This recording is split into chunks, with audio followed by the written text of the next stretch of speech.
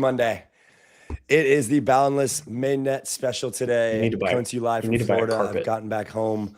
I'm going to have Jacob as my co-host. 𝘠𝘬𝘬𝘬𝘬𝘬𝘬𝘬, product manager of Boundless. Boundless has launched their mainnet today. That is what this stream is going to be mostly about. I'm stoked on this. They have been in a long push to mainnet. So we are happy to have them here as the co-host. They've been a supporter for some time on our show and as a partner. And yeah, guys, I'm going to have Jacob as the co-host. It's been a wild weekend. Today, the markets are just down a bit, which is okay. And the one thing that is up is Pump, which is absolutely hilarious. That is still up today, even though the rest of the market's down. And yeah, guys, today we have Justin Drake. We have Shiv, the CEO of Boundless. We have some folks from the Ethereum ecosystem Forest from Conduit, David Phelps. We've got some more people from Risk Zero, developers. Which is hilarious, I hope you know. And of course, Reka on the more marketing side of things. So huge stream today. Should be a doozy. And yeah, I'm just going to put this tweet out and then we're going to get Jacob up and let's get started.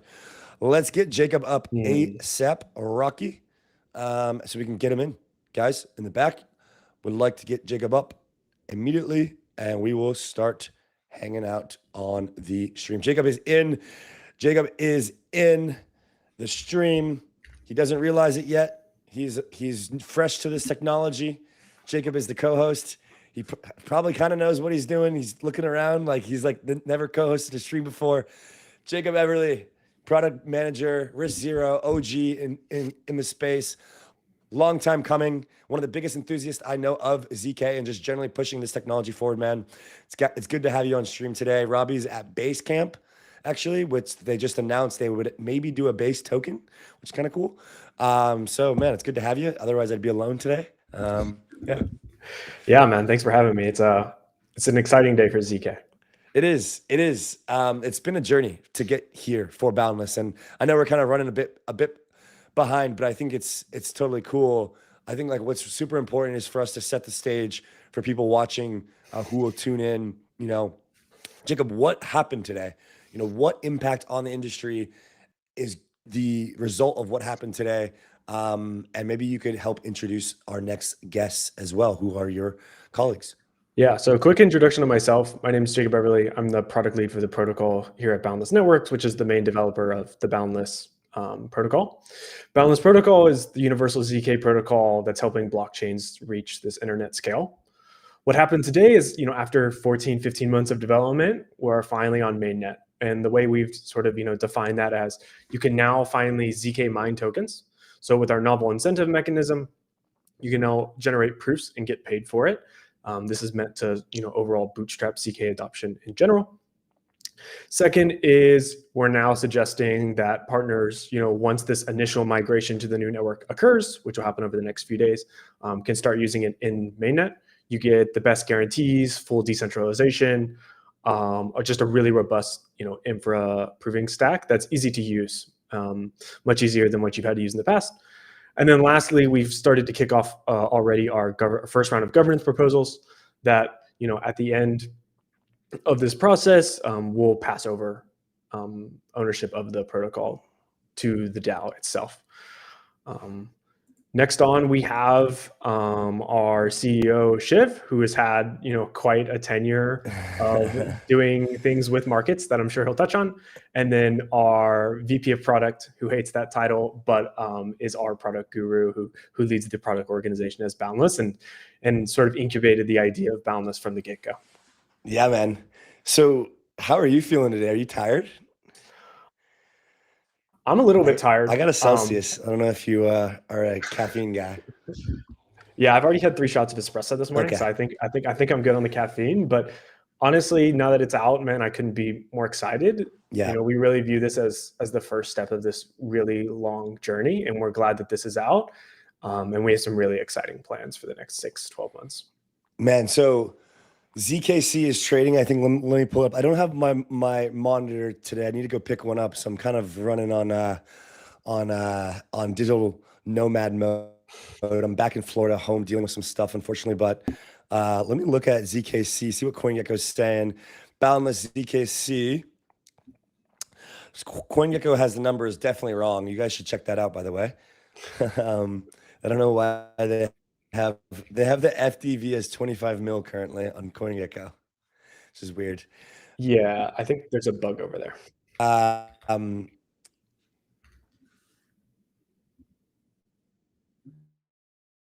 Yeah, no, I know it's been a journey. We're gonna get this show on the road. We're gonna get Brett and Shiv up. I believe they're ready. We'll get them in the back end, and we'll get them up. So I am looking forward to hearing from Shiv. I know he's been in the trenches, and I know that you guys have all been in the trenches. And so yeah, glad to have him and the rest of the team on. And then we have Justin Drake. Then we have Forrest and David Phelps, and we've got Matthew and Espresso from Wormhole, Subgraph, and Reka. So a lot of guests in a shorter period of time today. We're already a bit behind, so should be okay though. No biggie.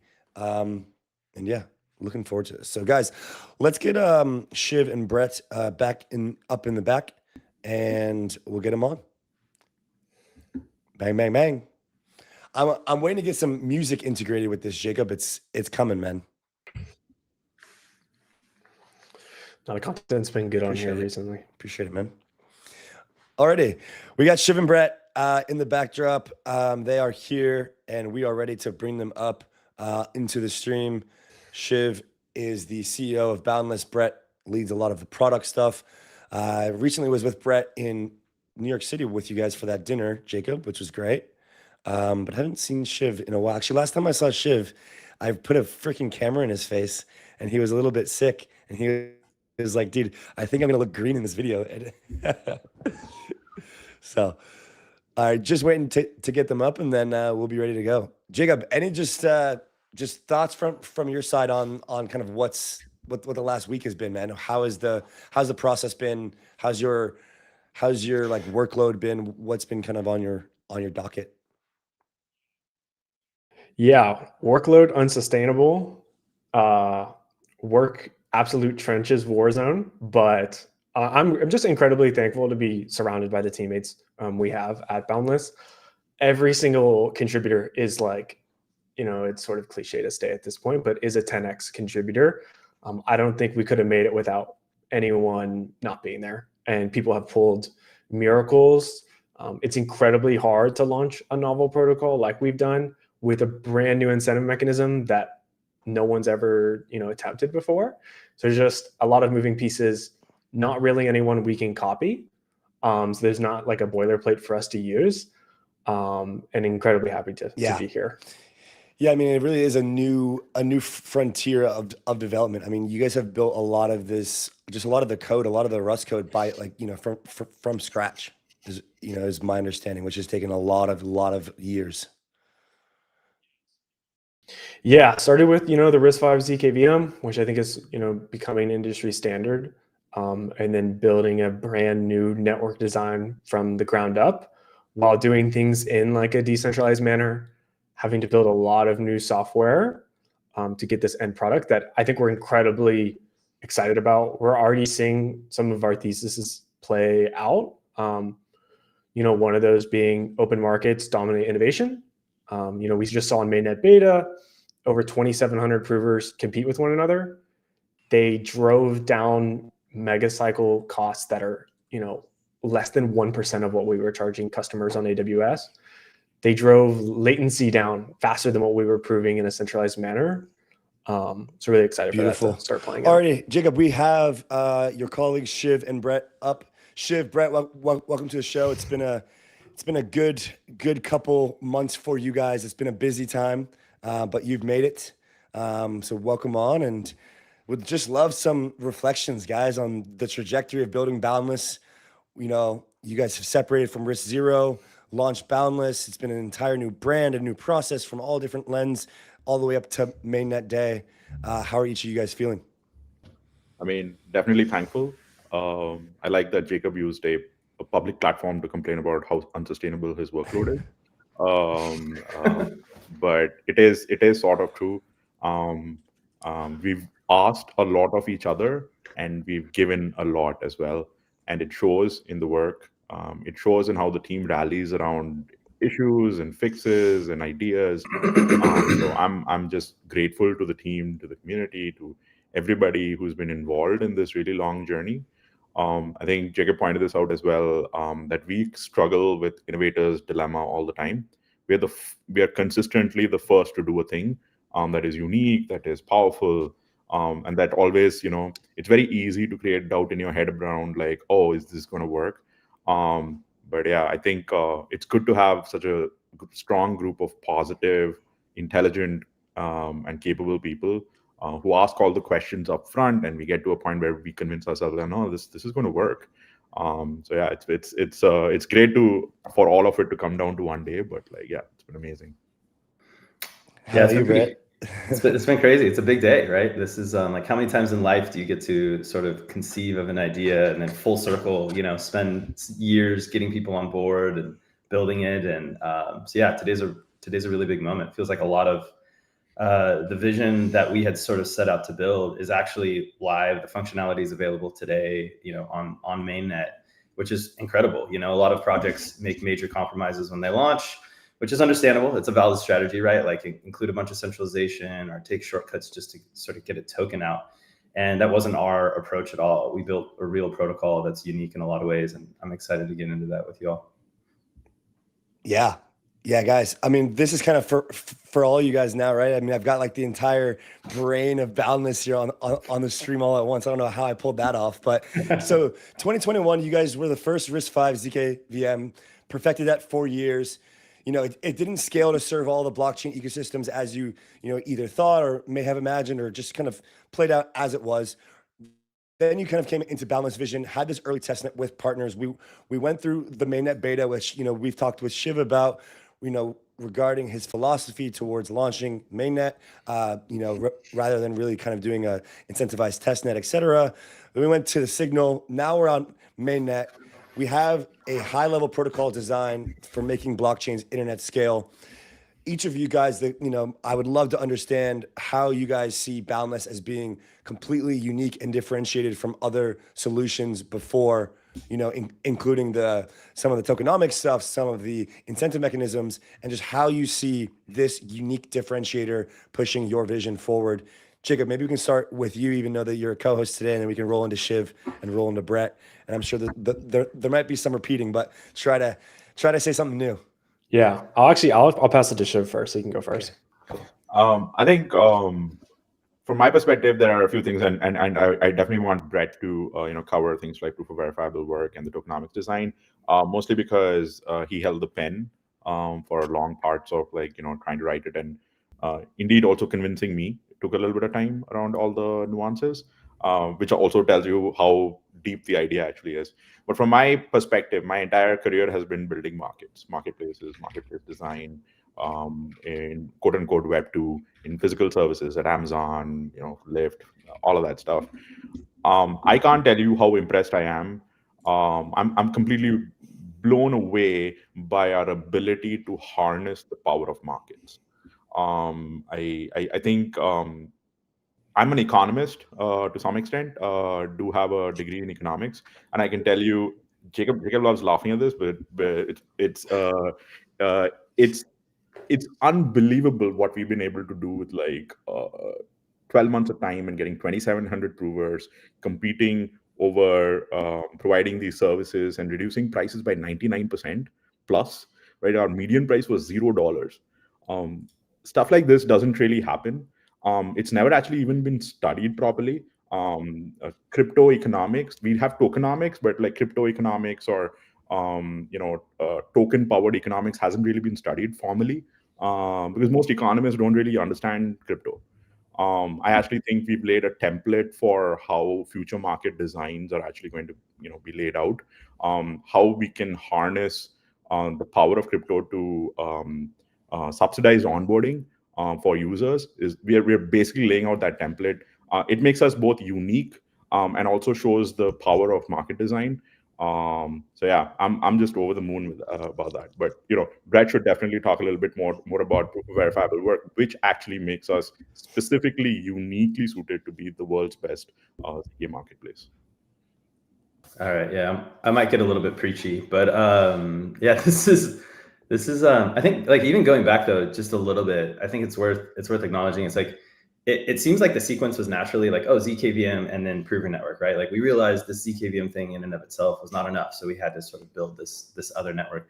What's funny is I think like personally for me, the realization that sort of a verifiable compute network or a proven network, whatever we want to call it, needed to exist. I realized that before zkVMs even existed. And so shout out to Mina. I think a lot of people respect like Mina protocol is like very beautiful design for blockchain, but they were very early. The proof system, you know, is like sort of a really early version, very limited in the capacity. But there is like a tiny little proof marketplace built into that blockchain. It doesn't quite work, but it was a really powerful concept that I came across probably 2020. And then it's funny too, just to give credit where credit's due, and it's fun that we got to, you know, airdrop some of these teams and things. But the Snarkified team, Dr. 𝘬𝘬𝘺 from the Snarkified team was raising around, basically. It was like raising financing to build a proven network. And I was like, wow, this is a fascinating idea. This is like so novel. And why was it fascinating? Why was it powerful? You know, like up until today, and I think this is an incredible milestone that we have to appreciate. Like every new blockchain network that launched all had this same characteristic, which is it has this fixed capacity, and as nodes join the network, the capacity doesn't go up, right? It actually goes down in some cases or stays flat, I think is the easiest way to think about it. Boundless is unique. Like Boundless is an incredibly new, novel type of network. It's not a blockchain, right? Like we settle proofs on the blockchains. And I would describe Boundless, I think the best term, to be honest, is not even proven network, but verifiable compute network. And it has this really beautiful and amazing characteristic that's never been true of a decentralized protocol before, which is as more nodes join the network, the throughput, the capacity of the network increases, right? And so like, I think we were talking about this phrase, decentralization. In Boundless, decentralization is power. And I think a lot of people have slept on decentralization because in a blockchain, it doesn't really help you that much, right? It's like you get to 200 nodes and, oh, that's good enough. And now like for the first time we've launched a protocol, whereas more people join, like it actually gets more powerful. It can do more. And we've demonstrated that, I think, in a really compelling way. Poor Jacob, like his job consists of like, me waking up and I check the charts, which is not token charts, but like the Boundless Explorer, right? And I see how much we proved the day before. And then I nag him about the number not going up, right? It's like, what? Like, why aren't we proving more than we did yesterday? It should kind of continue to go up, but we have that luxury. It's this really unique opportunity. And because of that, we've been able, like, I can't believe this, but we've just been proving base on the side, sort of as a side quest, right? Like the highest throughput L2 in all of existence, Boundless just like swallowed it. The provers just picked it up. And so, yeah, I think I've been thinking personally about, prover networks and this idea for, going on at least 4 years plus, and it even predated a zkVM. So then, I see RISC-0 pop up. Incredible idea. I'll be honest, it took me like a month to grok, right? It was like, wait, okay, like, circuits and like, what is RISC-V? I didn't understand ISAs, not a computer scientist by background. And, when it finally clicked, I was like, oh shit, this is the thing that actually makes ZK accessible, right? So now you have like sort of this supply side, like, we can sort of serve a request for any proof, but now developers have a primitive in which it's actually accessible for them to build ZK protocols. And so putting those two things together is such a beautiful and powerful combination. And that's really what we've done in Boundless. So yeah, happy to get into the tokenomics and proof verifiable work a little bit, but yeah, it's a big day. And this is a first of its kind protocol that we've launched here. Yeah, Brett, I just want to do a quick follow-up for you. A lot of the current dialogue in the space is centered around, different ways of like generating effectively, revenues or, just any form of product market fit from customers back to tokens, back to DAOs, just have enter this practical era of like building real businesses on chain. When it comes to Boundless, how do you see the Boundless business model today, in a year, 2 years? How do you see this thing growing out and creating a sustainable flywheel in such a competitive environment that is, basically, ZK? Yeah, it's a really great question. And, it really, when it comes to any blockchain, a prover network, these protocols, you're really like under the hood. This isn't the sexiest way to describe them, but you're really creating a two-sided marketplace. You go to transact on Ethereum and you're really sort of on the consumption side, right? Like you're using the protocol miners on the other side, are sort of providing supply or, generating, a security for the network. And Boundless is, there's a more direct relationship. It's a very direct market where we can make an individual request for proof and an individual prover fulfills that.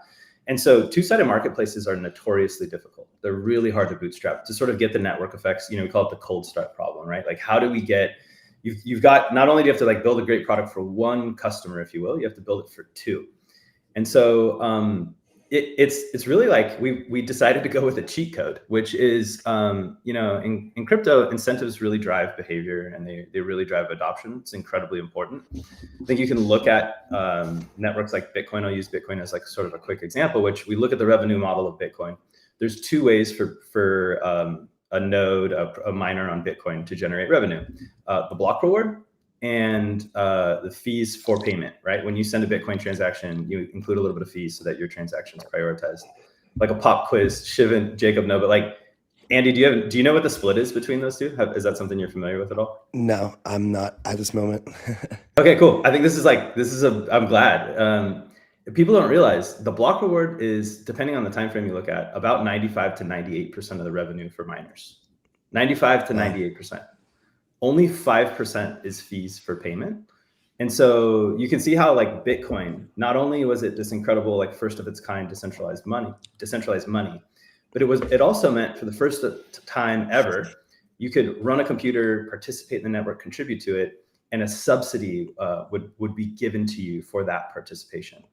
And if, say it's like 98%, we'll just assume it's 98% of the fees are the block reward. You can think of that, as me, like being a markets guy. I'm not an economist like Shiv, but like, being around crypto for a long time, being a markets guy, I'm like, you guys, this is a 50x optimization. We could focus on zkVM performance and get another 2, 3x, 4x, 5x, and we're doing that, right? There's the RISC-0 team is now focused on that, and they've got some really great innovation in the pipeline.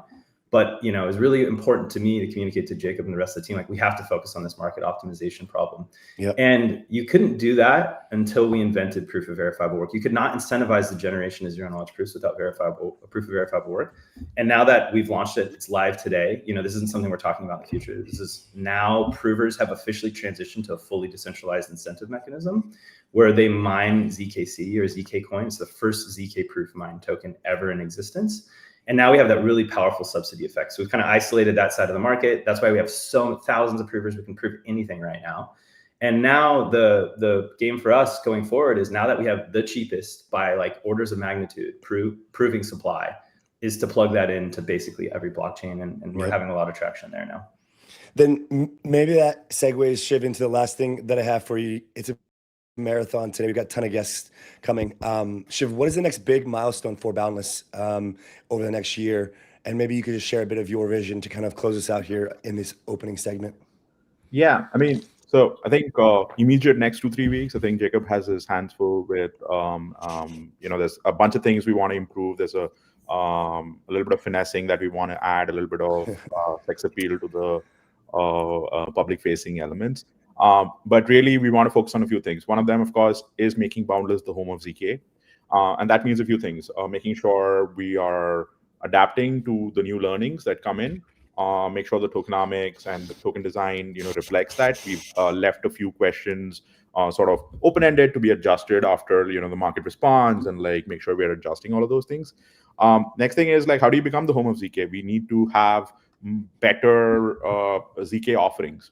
One of the key things that Brett's kind of talking about, but from a business perspective, you don't want to make the same mistakes that maybe some of the other protocols have made, where you try and sell raw elements to people. It's like, you can't actually just go sell ZK. It's not a thing that you sell. You don't sell the engine, you sell the car. So finding and working with like partners, some of them you will be talking to today as well, making sure we are manufacturing the car, so that we are giving businesses the boost that they want, protocols, chains, everybody the boost that they want with ZK in a well-packaged product that they can utilize and use and immediately inject into their business model really, really quickly. So that's going to be like the focus.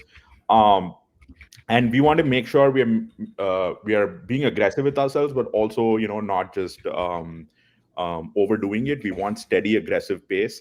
A lot of people immediately jump to we are building a cloud. We are going to compete with AWS. I think Boundless is set up in a way to sort of grow steadily. And we want to go deep, and we also want to go wide.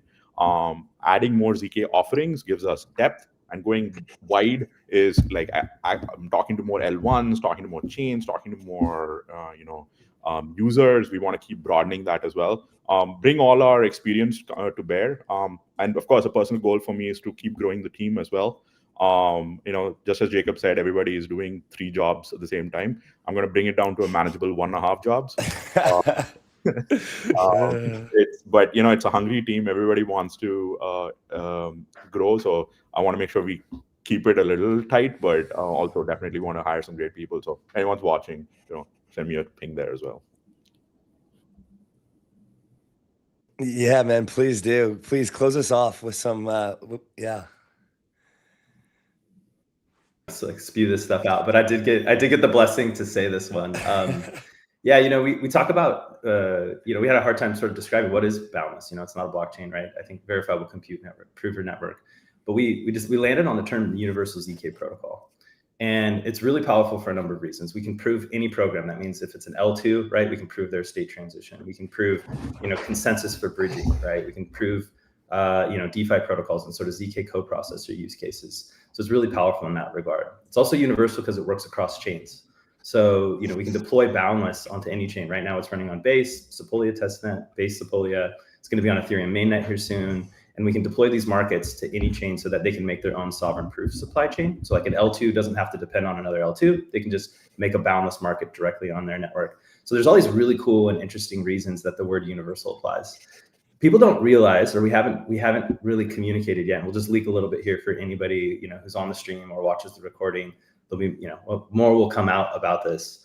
But it also means we can support any ZKVM. I think like historically we've talked about, it's been assumed for good reason that, RISC-0 is like, and the RISC-0 ZKVM would be the only one supported in Boundless. And when we tell people, oh, no, we're going to be adding support for multiple ZKVMs, their mind kind of explodes. That's a good reason why we separated RISC-0, our Boundless, from RISC-0. It's really important as a market to offer the products that there's demand for. And so, yeah, I just want to be clear that, Boundless is also universal, and we've made it modular such that we can plug in other ZKVMs. And so that's a really important upgrade that we're working on post TGE as well. Brett Carter, Shiv Shankar, we've got the full, the brains, the minds, the speech, the mainnet, the launch, the token, the ZKC. I mean, it's just been a day, guys. Thank you for joining us, being a part of this. Thank you for being on this journey and sharing that with the entire space. And I think the Signal campaign that we had really alluded to the mindset that you guys share with regards to bringing this technology to market and the way that you think about actually, making this a reality for everyone. So congratulations. Please get some rest, spend some time with your families, and get back to shipping right after. Thanks, Andy. Thanks, guys. Thanks, guys. All right, Jacob, you're stuck with me, man. We got Justin Drake up next. What is your first reaction to that segment from Shiv and Brett? Yeah, if I'm listening, I'm taking like 2 big key takeaways from that. One is decentralization is power. I think, on mainnet beta, we had over 6,000 machines online at one point. And the network had reached, a throughput of a few gigahertz. We were estimating in the 4 to 5 gigahertz range, which is a lot of proving to be done. And the second thing is we're going to prove all chains, right? I know, Justin, we're going to talk about this, but in the Mainnet Signal campaign, we started proving Ethereum consensus, which is really useful for these bridging providers. I think we have over 5 integrations confirmed now. A few will be announced in production very soon. But we can also just start proving more chains. We're proving 100% of Base right now. I'll leak some alpha. We're also proving 100% of some other chains. We just haven't seen anything. So we're going to speed run ZK. And sort of what I tell people is, come and join us or get out the way, because it's just going to happen. I don't need your permission to prove your chain. Well, we got Justin in the back. We're going to get him up. I love the enthusiasm. We'll hear what he has to say about this, and we'll pull him up onto the stream. And man, you know what I thought was particularly interesting about the Ethereum Foundation, the way that they've started to kind of view this technology is for the first time at EthCC, I believe it was this year, Justin gave his Beam Chain talk, but in addition to that, Justin, Vitalik, and others actively supported ZK teams like Boundless, others, I think it was like Jolt or Succinct, Chainbound, or a couple others that were and they were actively pushing external teams into the limelight for Ethereum's actual L1 design. And thinking of it in this way of, let's kind of take what some of these great teams have built and just plug it into Ethereum. And I thought that was extremely positive, kind of directionally correct from the Ethereum Foundation. All right, so we got Justin in the back. We're gonna pull him up now. He's been waiting for a bit. I think it's probably his first time on this stream. He's been on podcasts with us before. And yeah, we have just questions and thoughts around Ethereum's long-term plans with regards to ZK, with regards to the snarkification, and just kind of his vision for it. So we'll go ahead and get Justin up here shortly. And Jacob, I'm going to let you ask the first question and lead us off. It's Boundless Mainnet Day. So hope you're ready. And I hope you have something good for Justin. We'll get him up here in a sec. And we are so close. He is coming. Man, shit was fired up, and so was Brett. Brett could talk for hours about Boundless, man. For hours. The problem is we can all talk about Boundless for hours. Yeah, man. It's so good. You can't let us go down that rabbit hole, man. We'll just you won't have any time left in your day. Yeah, I hear you. No, it's great. It sounds like that there's a good dynamic within the team as well, like different personalities, different types of character, that kind of setup. Like, it just seems like there's a good dynamic internally. It sounds like you're working a lot though, Jacob, to be honest. Comes with the job. It's fun though. Yeah, I hear you on that. Guys, we're just waiting for one more minute here on Justin. Appreciate the patience. He's in the back. We have like one set of two guests and then one guest and then two guests. And it's just like, trust me when I say that there's a lot more than meets the eye that's going on in the back. And we've had this thing dialed for 6 months, and it's really coming together.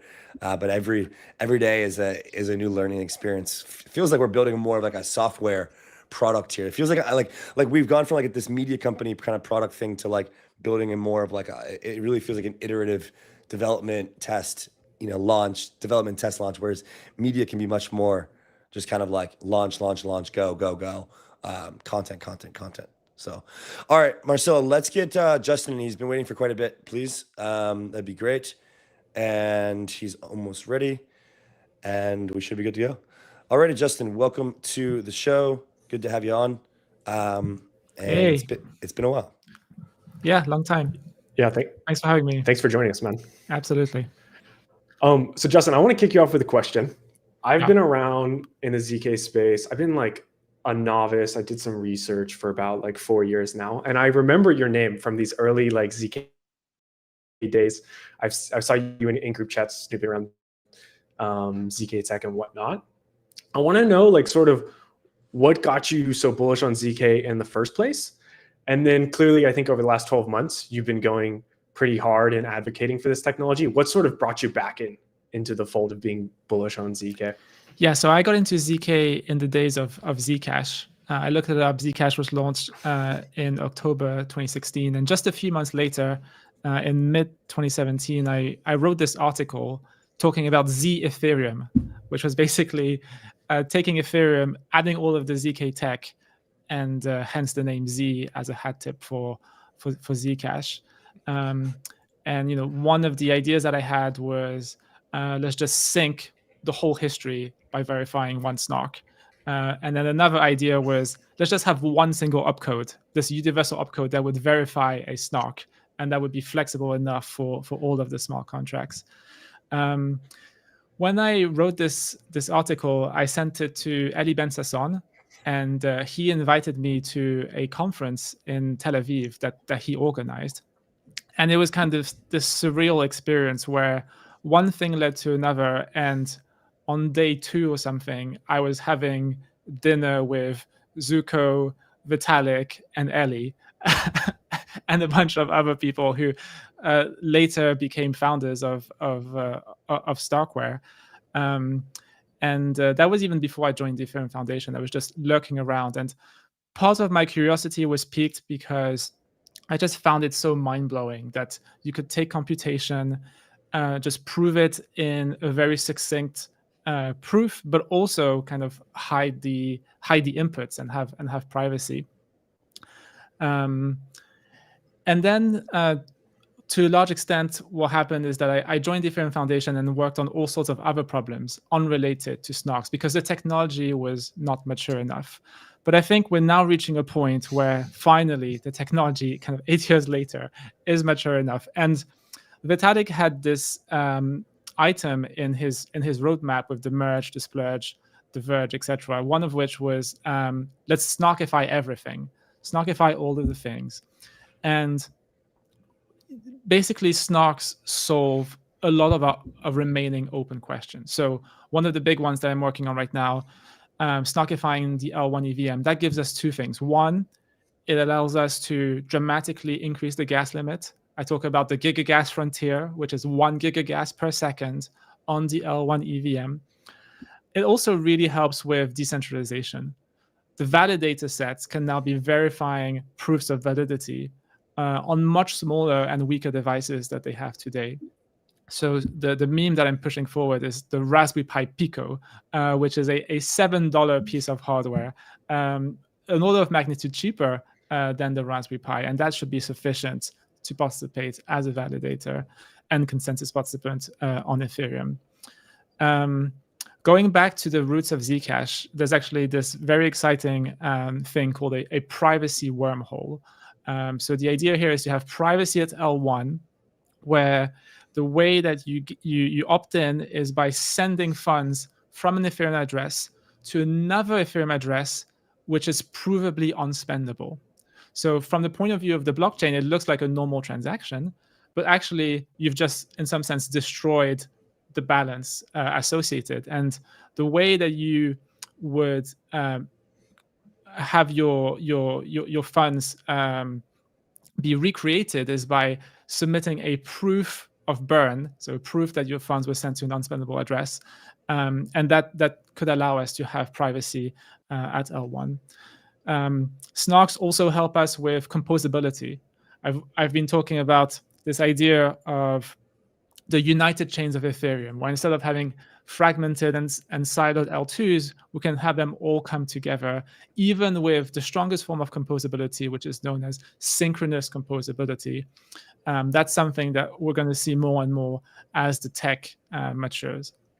And another very exciting thing I'm excited about is this idea of removing the security councils for the L2s.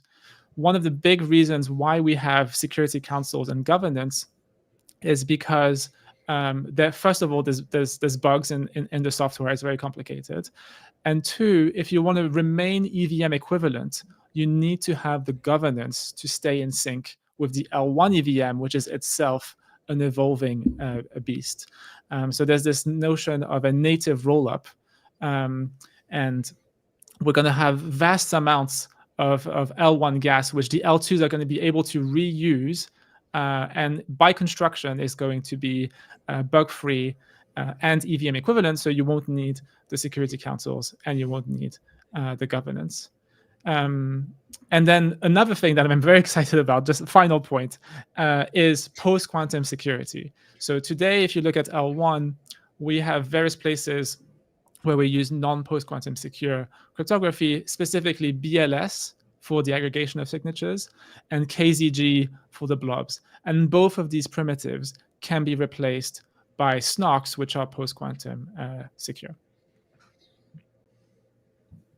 Justin, when you're thinking about the implementation of some of the actual details and these actual mechanics for Ethereum L1, and I kind of started this before you came up, speaking about how it was great that the Ethereum Foundation has really kind of taken this approach of using the amazing work that some of the teams like Boundless and others have done. When you're thinking about actually implementing this work, how do you envision the collaboration between the Ethereum Foundation and teams like Boundless to actually get this type of progress forward to help the Ethereum roadmap, accelerate? Everyone always wants faster. You know that better than anyone else. But just generally, how do you view this kind of collaborative effort actually unfolding? Yeah, so all of these teams that are external to the Ethereum Foundation are helping in two ways. First of all, in terms of performance, they're constantly coming up with new innovations, and they're learning from each other as well, which means that they're lifting all boats and moving at an extreme pace, roughly 5 to 10x per year of performance improvement.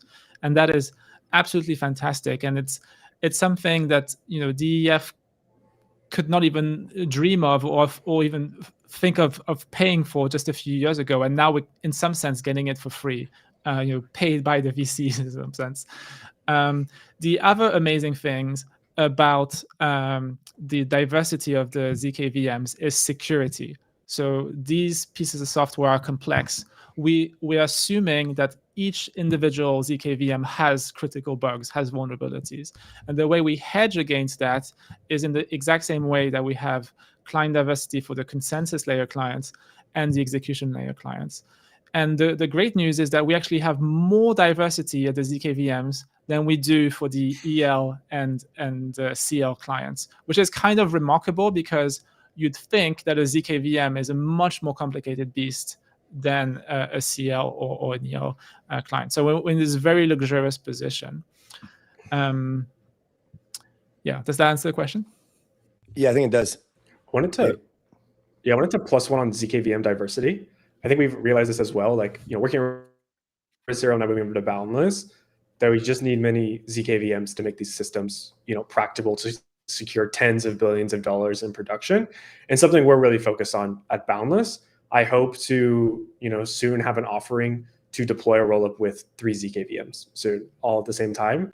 We have seen from partners like Tycho that this is incredibly difficult to do in production. So we're really trying to make it, out of the box to where these popular rollup stacks can do this multi-proof system as soon as possible. Jacob, you mentioned $10 billion. I'm thinking $10 trillion. So on Ethereum today, we already have $1 trillion of assets if you count ETH and all of the other assets. Yeah, we're planning for much bigger numbers. Yeah, I agree. I do have this internal saying, it's brick by brick, right? We're going to hit one milestone. We hit 1/10 of a cent to prove an ETH transaction. I think we're about 1 billion TVL right now, securing ZK Tech. Let's build it up and compound that success. Yeah, and in the article that I wrote 8 years ago, one of the lines was in the last few years, we've seen incredible orders of magnitude improvements in performance. So even back then, we were on this exponential curve. And when you think back then, a single Zcash transaction would take minutes to even produce. And now we're at a point where in a matter of seconds, we can prove entire blocks. And as you said, it costs about 1 cent, where an individual transaction is either 1/10 or 100th of a cent. Yeah, it's really incredible to work alongside these other teams and sort of adopt this RISC-V standard that we originally came up and just see this compounded success. Seeing incredible numbers recently from, for example, Zisk, which is the team 𝘠𝘠𝘵 Bailina is leading right now. They've given over a 20x improvement for everyone's executor, and they've open sourced it from the beginning, which is just incredible for the community. And then super excited about Airbender as well, where they're posting industry leading numbers right now. On top of I think Chris Zero is cooking some things as well. Another thing that the ZKVM teams have been very useful at is illuminating the right path forward from a design and architecture perspective, especially the ISA. And you're right, RISC-0 was literally the pioneer that brought RISC-V, and now it's an industry standard. And from our perspective, we want to be picking the simplest, the most credibly neutral tech, and we don't want to be making these hard choices. But now, what you guys pioneered is an industry standard, and it makes the decision so much easier. Justin, I'm curious from the Ethereum roadmap perspective, what is the next kind of big milestone that you have in mind that we need ZK for. Like in order to get to why, we need ZK, and that is a big thing that is very impactful for the protocol. It could be at any part of the protocol. Curious, like what is the big thing that we're waiting for that will be unlocked by, the work from teams like Boundless and others? Yeah, so I think at this point, people are familiar with the gigagas frontier and bringing more decentralization. I think two things which are new is, one, this idea of the privacy wormholes. Like for a very, very long time, Ethereum was saying just do privacy at higher levels of the stack. And I think the technology is becoming mature enough that we can have full end-to-end verification of these systems, so that we have very high confidence that there's literally 0 bugs in those systems. If you rewind the clock and look at Zcash a few years ago, they had this critical bug which allowed anyone to mint the Zcash token and be undetected. And that is extremely scary for ETH, the asset, which is trying to be a monetary asset at global scale.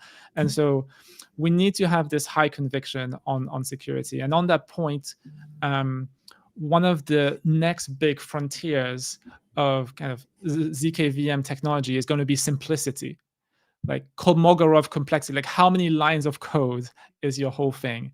And how amenable is it to formal verification? Because right now we're leaning on client diversity, but in the future, there's definitely a possible outcome, which is that we pick a single ZKVM, we end-to-end formally verify it, and that's the one. And instead of diversity, we lean on formal verification. Will that be Boundless? Will that be others? We will see. But I appreciate that answer. Curious, Justin, as well, when you're thinking about the recent, let's just say, like a shift in mentality within the Ethereum Foundation, as well as just broadly with the sentiment of the community. Hey, David, nice to meet you. We've seen, you're muted, obviously, the institutional adoption of Ethereum. We've seen a lot of these players want to come in and tokenize assets on Ethereum. Fidelity recently just came in, is now looking to challenge BlackRock potentially with their U.S. Treasuries on chain. Still muted. And you've mentioned privacy multiple times in this call, and I think this has been something that you've been prioritizing, more recently, as you've said, deeper in the actual Ethereum protocol versus kind of either outsourcing it or putting it at a higher layer of the stack. When you're thinking about the institutional adoption of the Ethereum protocol, what are some of the more important technical lifts that are on the agenda, on the roadmap, that you think are particularly appealing for institutions who would like to allocate to buy ETH, knowing that these are coming, or would like to tokenize assets on ETH or on Ethereum, or are doing things with stablecoins, et cetera? When you're looking holistically from the institutional perspective of using Ethereum, what are some of the most important updates? And we may have covered them, but I'm just curious, what are some of the specifics that you think are appealing to large capital allocators who operate within their own set of regulatory environment, within their own set of compliance, et cetera? How are we making Ethereum an institutional friendly protocol? Yeah, so you're right. There's been a flurry of institutions that have started to look into Ethereum, and one of the common tropes, I guess, is that privacy is a real pain point, and at this point, no one has solved it. But if I were to say something about Ethereum, is that at least it's trying to solve the problem, and it's trying much harder now than it was a year ago. And we also have pioneers like Aztec that have had this large amount of conviction and have been building for over half a decade. Now, in terms of DEF putting more of an emphasis, we just announced a rebrand of PSE. So it used to be Privacy and Scaling Explorations.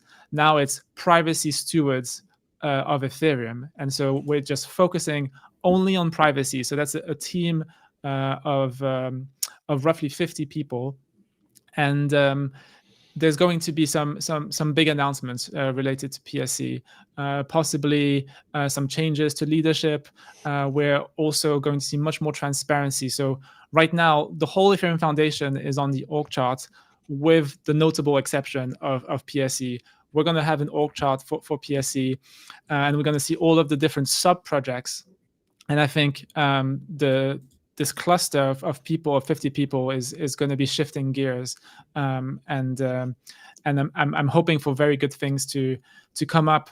First of all, in the short term, and be announced at DevConnect, but also looking forward in 2026.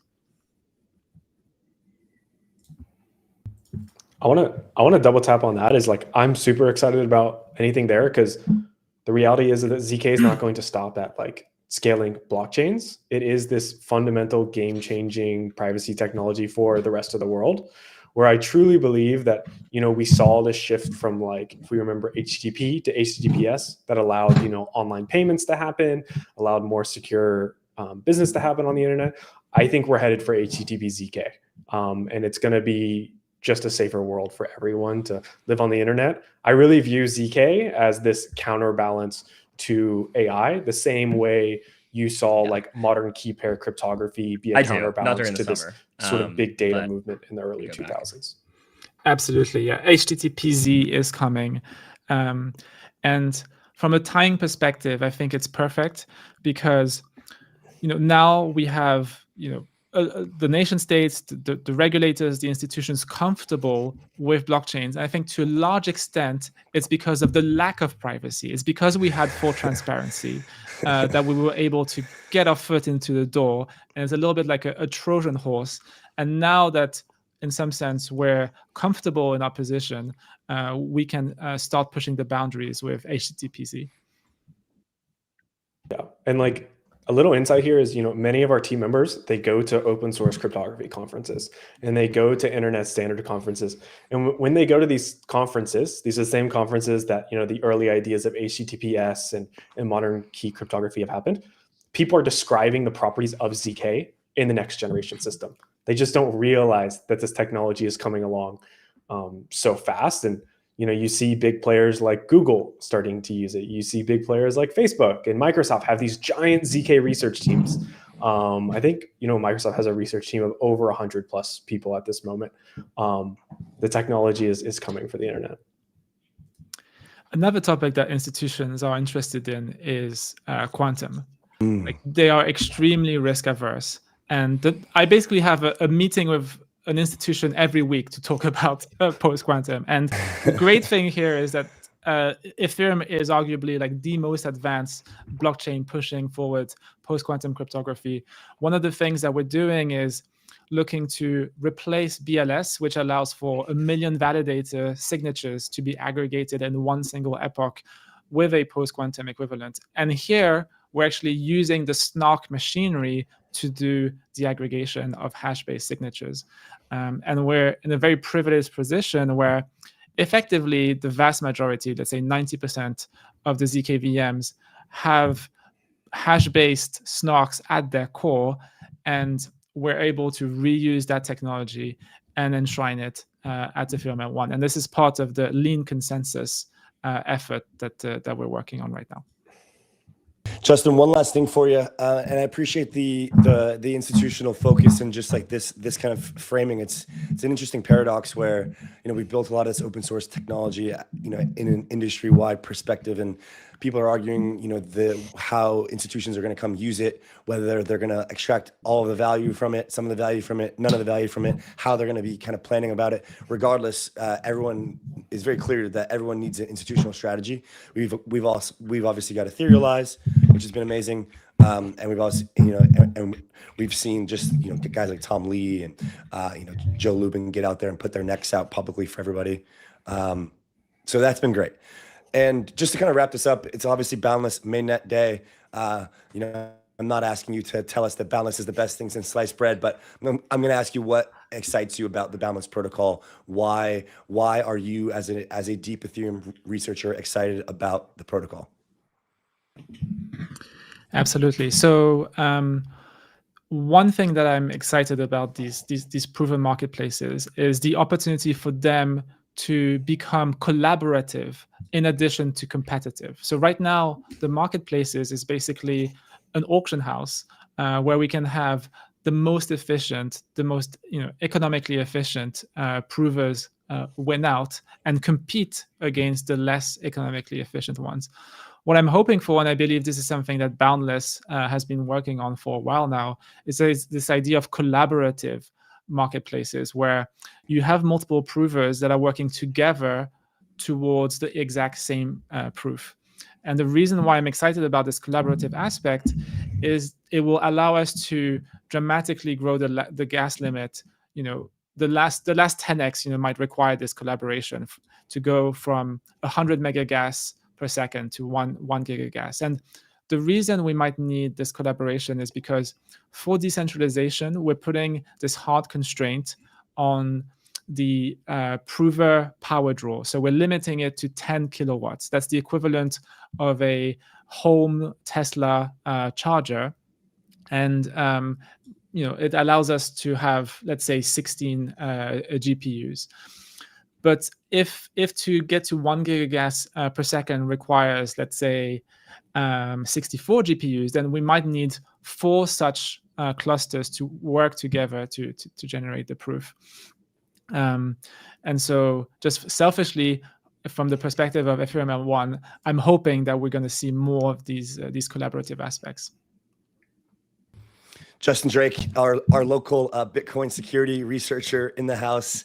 Appreciate your time today, man, and looking forward to more of your talks and just more of the development from the Ethereum side.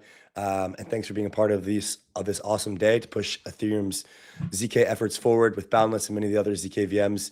It's always a pleasure to have you on, and look forward to having you back. Absolutely. And thanks, congratulations, Justin. Jacob. Thank you. Alrighty, Justin. Speak soon, man.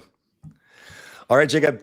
Takeaways, thoughts. We got Forrest and David coming up, but I was really trying to get into some of the institutional stuff, trying to understand how he's thinking about like some of the value. What was your takeaways? Yeah, the takeaway is ZK everything, right? Like they're going for this. Ethereum is the largest blockchain by assets on it. It has an incredible amount of developers and users within its ecosystems on various L2s. They want to snarkify everything. The Bitcoin ecosystem wants to snarkify things. Solana teams are starting to look into ZK as a scaling solution as well. And again, we look farther, the world's going to get ZK'd. It really is that next generation security framework for the world to just be a safer place. And the best thing is Boundless has built into its tokenomics to start to capture some of this value. Anyone generating ZK proofs will want to be a part of our ecosystem. And not only can we bootstrap, blockchain ecosystems, we're going to just start proving more and more chains. We can start to bootstrap this real world adoption, or this, more sort of Web 2 adoption with ZKC and the Boundless tokenomics as well. What did you think about his multi ZK VM into the protocol thought, and then he ended up saying, oh, we might just pick one? Yeah, I think timelines are important to understand that. Doing an end-to-end formal verification of any ZK VM is probably over a 5-year journey. We're really focused on delivering working products today, and the reality is that probably means multi ZK VM support. Something we're really focused on. Another thing here is I don't think anyone in the ZK industry could tell you what that one ZK VM will be in a few years. It's very similar to the chip architecture wars that you had in the early 80s, where did anyone actually pick x86? No. So we want to de-risk from that. And I think there's just so many great teams working on this. Jolt, is a good candidate for that because it's so simple and has gotten good performance. So do you think he said that because it'd be easier in the future just to have one standard, one protocol, and not have to be trying to navigate across all these different teams, different codes, or yeah, if you can end-to-end formally verify one, it's simpler, easier to maintain. Overall, I would say we're still quite far away from that. So want to provide people the best product today. Cool. All right, we've got Forrest and David in the back. They have been patiently waiting. We are running a full marathon today. Tons of different guests, awesome perspectives. Just had Justin on. We'll get Forrest and David up in a second. And yeah, I mean, Forrest is obviously working with Conduit. They are pushing the limits on the Rollup side of things in terms of performance with their sequencer. They power some of the highest TPS chains today, at least in the Ethereum verse. And of course, David is reaching massive product market fit with Joke Race and won't stop DMing me about it. So I'm excited well, dude, that day is probably coming and it's going to be a sad day.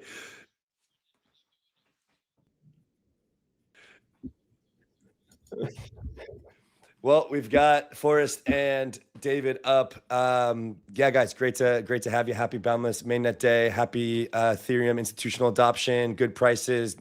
Number go up. Tech. Everything's looking good, guys. How are you doing?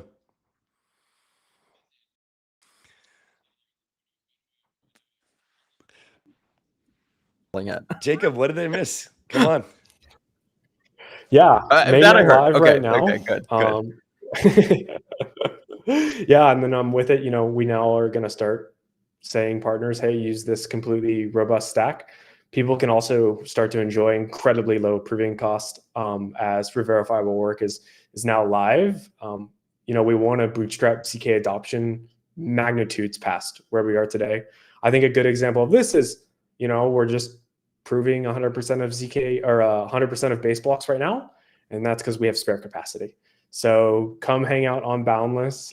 Jacob, can I ask a quick leading question, which is you were talking about Jolt before. What do you see as your relationship with like Jolt or Succinct or SP1, like all these other ones out there? Yeah, so we really view in sort of our vision for Boundless, right, is we want to build these like full ZK stacks for certain use cases that have product market fit. One of those currently are L2s. Currently we support the Rsero ZK VM. We'll announce some more quite soon.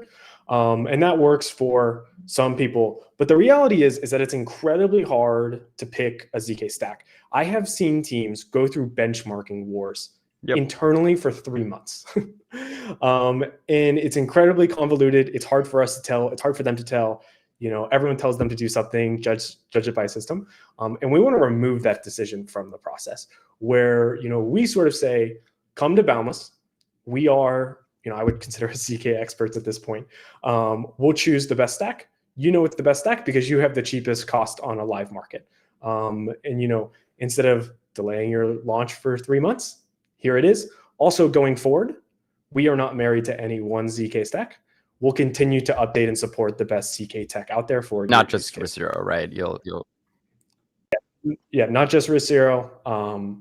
There's so many great ZK VM teams out there. We'll announce a few here soon. Leading question. I was really hoping you were able to say that because that's actually the thing I'm really excited for about Boundless, and I know it hasn't totally been public yet. So, really fucking cool. Forrest, man, how are you? It's your first time on the show. I think maybe your second time. Let's talk about some of the rollups that you guys are working with Conduit, and just generally your perspective on this ZK landscape.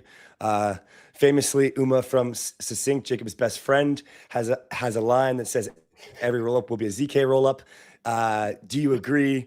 What are some of the biggest, kind of ZK frameworks that you guys have from a new chain perspective for performance, privacy, these types of things? How is your current mental model with regards to ZK when it comes to scaling?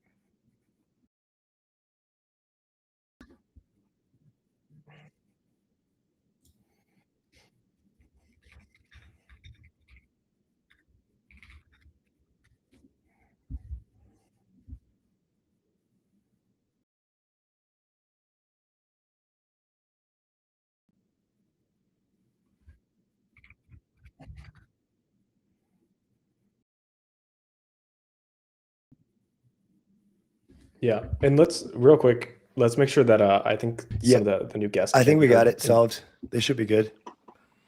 Just double check on X, but yeah, I think we're good. One thing I would like to add there to Forrest, right, is like we're going to prove, every rollup is going to be a ZK rollup. 100% agree.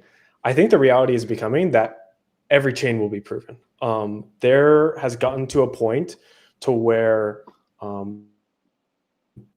proving your chain, regardless of being an L2, an L1, Plasma, sidechain, whatever you want to be. You want it ZK proven for reduced bridging costs, for easier liquidity flow to your chain, for acquiring users from other chains. It just makes everything. And we're past the point to where the cost of ZK are now below those benefits. And we're going to start seeing a lot of L1s proven. So I always, I am, sitting in the little corner on CT. It's, should, Plasma or Tempo be an L1, L2? I actually don't care. Right? Because we're going to prove all these chains, and as these chains grows, we'll continue to grow as well. I like that lens of Jacob. Go ahead, David. Go first. No, you go first. I was just going to say I want to double click on proving all of the chains, and I think the lens I'm trying to look through this at recently is just any sort of smart contracts that interact with something off of the chain that they exist on. That whether that's a price feed, something like an Oracle, whether that's a bridge, and it's something that you are going to, you're on Plasma, you're trying to get this to assets to Ethereum mainnet. I think these types of off-chain actions are going to be proven ultimately. So I go even underneath chains and just say all of the different, I think things that are out there are going to be. Looks like I'm having audio issues. One moment, gents. Yeah, I can hear you just fine, obviously, and I think in the meeting. So I think you're all good now. I'm too. Thanks, guys. Sorry. So to summarize, I think any smart contracts that talk to off-chain systems are going to be proven, not just chains. So bridges, oracles, certainly things with like RWA assets. You're already seeing this with like a lot of proof of custody and proof of issuance things. But I think the total addressable market improving as blockchains creep into our regular everyday lives and have to deal with off-chain sources.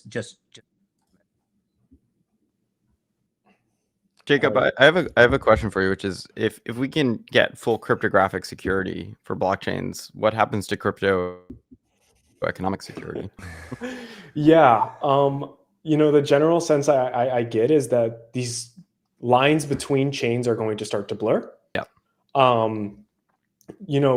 For once, there might have been a reason to launch another general purpose blockchain for specific reasons. I think those reasons will cease to exist. There will be many reasons to want to own your own state and do something very application specific that requires you to have your own ledger. Something like Tempo, where they're going to clearly write permission, Yeah, which makes sense. It's a complete trade-off that people should make, in my opinion. But we're going to see way less just general purpose permissionless chains. And then, bridge much more easily between those two. I actually think that's one of the things people almost never highlight about ZKPs is like how they enable permissioning in new ways. That is like, because we think of permissioning, we think, oh, there's somebody manually gatekeeping this. But it actually, it just enables any sort of rules, right? Where it could be like, well, you have to have this score in order to participate in this level of the game. And that's a form of permissioning too, right? That can all be done, I think, with proofs. So like even in entertainment kind of, those purposes, as well as the, stuff we hate, like the KYC for stable coins. There's actually a lot of applications that rarely get discussed because, the word permissioning, I think, sends shivers down everyone's spine. Yeah, I think Justin on the last segment put this really well, is that the full permissionless of ledgers has almost held us back from institutional adoption at times. Yeah. And one thing I love about ZK is, ZK means zero knowledge, and zero knowledge is, in layman's terms, sort of perfect privacy. However, with a system like Boundless, we can really start to work on a spectrum of privacy where maybe, I just, have this verified rollup and whatnot, and I just let a few people see it, or I let, a set of banks see it, or I let people see it after the fact. And this sort of gating, protecting users, I think is going to be a really popular pattern people start to fall into. I like David's lens there. I think another way I'd put it is people hear permissioning in this space and they think censorship is where their jumps to. And then last week I was on a call joking with some folks that people in our industry in crypto are willing to put basically their entire lives out there publicly on chain that anyone can go read from and track, but they're going to send Venmo transactions privately when they make. So we still have a hard preference for privacy in our daily lives. And yet we just, because of this current state of the technology, we are putting everything out there, so to speak. I also hear this argument all the time that like privacy has no PMF. And I think that's one of the worst arguments I've ever heard, because literally almost everything that's taken off in crypto took off because of privacy. And that could be stuff that we don't like money laundering, but you know, or Silk Road or whatever. But it was like, it wasn't, KYC is very recent in crypto. Like the idea that you have to go through a centralized exchange and actually dox yourself in order to use crypto is only a product of the past few years. Like there were ways around this until a few years ago. And so like crypto was private until KYC was mandatory a few years ago. And that's where it was taking off. And that's why it did really well. And so like to actually be able to do that, you know, in a formal way now it's groundbreaking, right?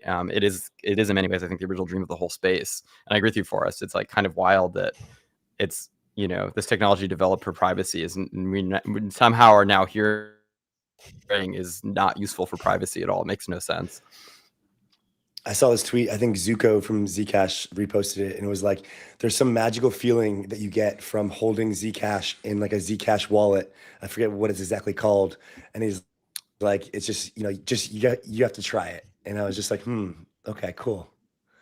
Kind of takes you back to the core idea. And I think what we'll see is changes in the way liquidity and users actually interact on chain once we get more, you know, abundant compute for just maximum throughput, really high quality apps and you know, chain performance. But in a private world, I think user behavior likely changes quite a bit as well.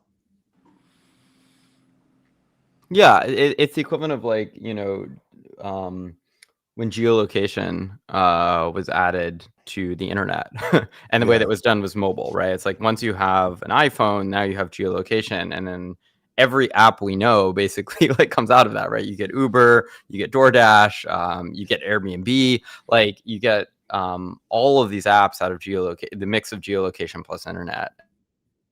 And I think it's like the mix of privacy scalability plus crypto is like pretty similar to that, where it's like, okay, we had the rails for Vision 1, but now we're adding kind of the killer feature that's going to enable, you know, Vision 2. And this is where I think we're going to see lots of really interesting apps take off, especially in gaming. To be honest, I think that's still like really under indexed, because what's a fun game you play where every move is fully transparent and you can all see each other's cards? Like, good luck finding that game. But now imagine you actually, you know, can like hold your cards and your opponents can't see it. Like suddenly a lot is possible.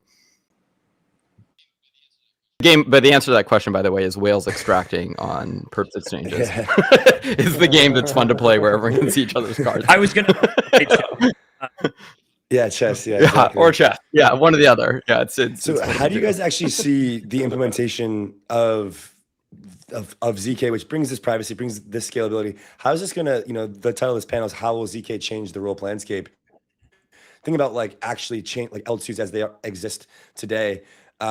Maybe, you know, I'm curious, like, what will the implementation look like in your eyes of some of this privacy technology or of ZK slowly into each of these chains? Like, how will this be implemented? Maybe like, what is the priority? You know, how do you see this actually playing out over the next, you know, 3 to 5-ish years? You know, Justin Drake came on and said, you know, they're prioritizing from the foundation perspective a lot of actual or a lot of different ZK VMs at first, and then likely will consolidate down into using one. You know, that's just more of a broad kind of like technical setup, but maybe more from the implementation side of things. Forrest, I'm curious from your perspective to start how you see this actually being implemented. Definitely, and I'm very keen to hear what Jacob has to say here as well. I know we just had an exciting discussion on privacy. I think the pragmatic way to roll this out is just going to be starting getting any sort of proving system live for the L2s that are out there today. You know, tens of billions of dollars on L2s. A small percentage of that is being proven, and even, you know, microscopic percentage of that is like stage 2. The classification that we decided years ago is really what we're working towards as an industry. So I think getting these proving systems out there first is going to be a bit. So how does it look like from an implementation perspective? I think it's going to be these intermediate steps. Jacob is here to tell you and shill his low unit costs. But the reality is, for a lot of teams, full execution proofs and full validity proofs for rollups, especially certain use cases, are pretty expensive. So if you're trying to do full execution proofs on top of something as high throughput as Base today, I'm here to tell you it is going to be relatively expensive in the factor of like the total cost of operations of what you're paying to operate this chain. So I think that things like 𝘠𝘯𝘵𝘠𝗦 and these intermediate like hybrid steps where you can have these ZK fault proofs are going to be the first thing to proliferate. And you've seen the major rollup stacks like Optimism, like Arbitrum already start to roll out official implementations or announce official implementations of these type of intermediate steps. So I think we're going to have these intermediate steps that, frankly, in the next 12 to 18 months, I think will just proliferate the front page of L2Beat. Certainly, we're working hard with Jacob and team to go ahead and roll out things like 𝘠𝘯𝘵 to more folks. So we recently just helped secure the Ronin L1 migration to an L2 deal together. And that's another rollup that we'll be working on, where you have a chain that's done 1.3 billion transactions, I think. And does, I think, over 1 million a day on average. And we're going to work on getting that chain live with this hybrid proving technology from day one, as soon as they become an L2. That's what the move in the next 12 months will be, is do we start with proof from day one? And can we start with these like intermediate flavor hybrid proving systems from day one, and basically get to a point where we're sitting here next year saying no one launches as 0 rollups? Is I think the real goal that Conduit as rollup operators, other self-hosted rollup teams, maybe other rollup platforms and providers should all be working towards. No one is stage 0 by default. Yeah, I like 2 points Forrest makes there. One is, right, it's not as simple as just like, oh, hey, I like generated a proof of your L2, you're a ZK rollup now, right? That's not how it works. It's a lot more on the operational side. Teams like Conduit, teams like the alternative DAs are really having to do a lot of work here to stand these chains up. And we want to work really closely with those teams to, again, get that out of the box product solution, to where a chain is just, launching a rollup, and they're just able to focus on their product. The infra is abstracted away. We really have this, sort of mindset at the Boundless networks right now, where how can someone deploy in, less than 30 days? That's a typically good target for any sort of product. The second thing is, to Forrest's point, is that for some chains, it does not make economical sense yet. I agree. I do think, starting today with proof of verifiable work, we can incentivize and bootstrap ZK adoption to sort of like continue to kink out some of the things, but also like cover some of those economics. We can incentivize proving directly now, and that's going to be really powerful.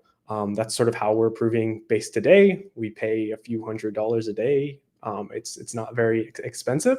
And, teams like Ronin or other L2s that are launching soon can start to capture this and be the first adopters, to where, even once this incentive is taken up, ZK technology will be at that same price point, and the unit economics all work out to where we can really start today instead of in 12 months.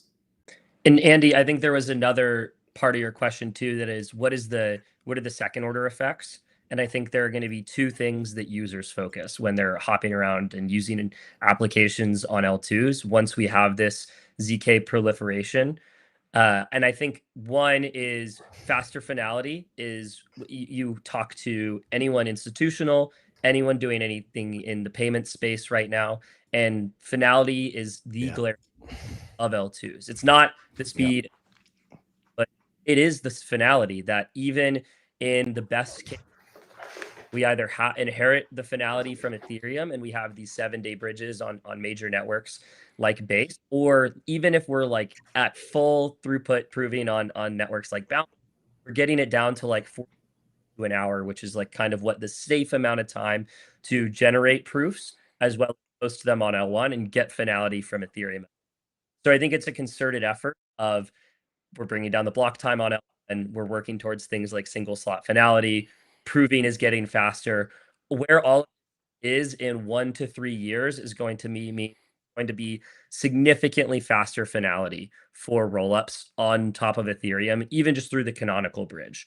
And so the two things that I think different types of users in crypto will see in day-to-day interactions are, one, if you're using a fast bridge, something like a cross or relay or socket to jump across L2s, those relayers and those liquidity providers are going to be able to provide much, much lower fees and better rates because they don't have to take on the same duration risk that they do today. I know it's good enough and it's better than maybe bridging was 5 years ago when I made my first transactions. It was back then. It was terrifying. But I think it's fast enough today. It's going to be even better in a year when solvers have pretty good guarantees that they're going to be able to unlock things on either side of a bridge within an hour. That's the kind of everyday crypto user. Now let's think about an allocator. If I'm managing 9 figures of digital assets or a trading firm or maybe some big financial institution, and I'm looking to deploy it into some strategies across L2s, I can't just willy-nilly hop through centralized exchanges or these fast bridging protocols. No one can meet me with 9 figures of liquidity. So I have to rely on the canonical bridge. If I'm going back and forth to Base or Arbitrum or what have you with a 7-day bridge with 9 figures, when I want to exit my position, I'm giving up a week of yield. And my risk team is never going to, if I'm a capital allocator. So I think it's going to be better for whales and overall allocation of capital across L2s. And it's also going to mean like lower spreads, faster bridging across all rollups. And that's the kind of 9 to 12 timeline of second order effects here. Yeah.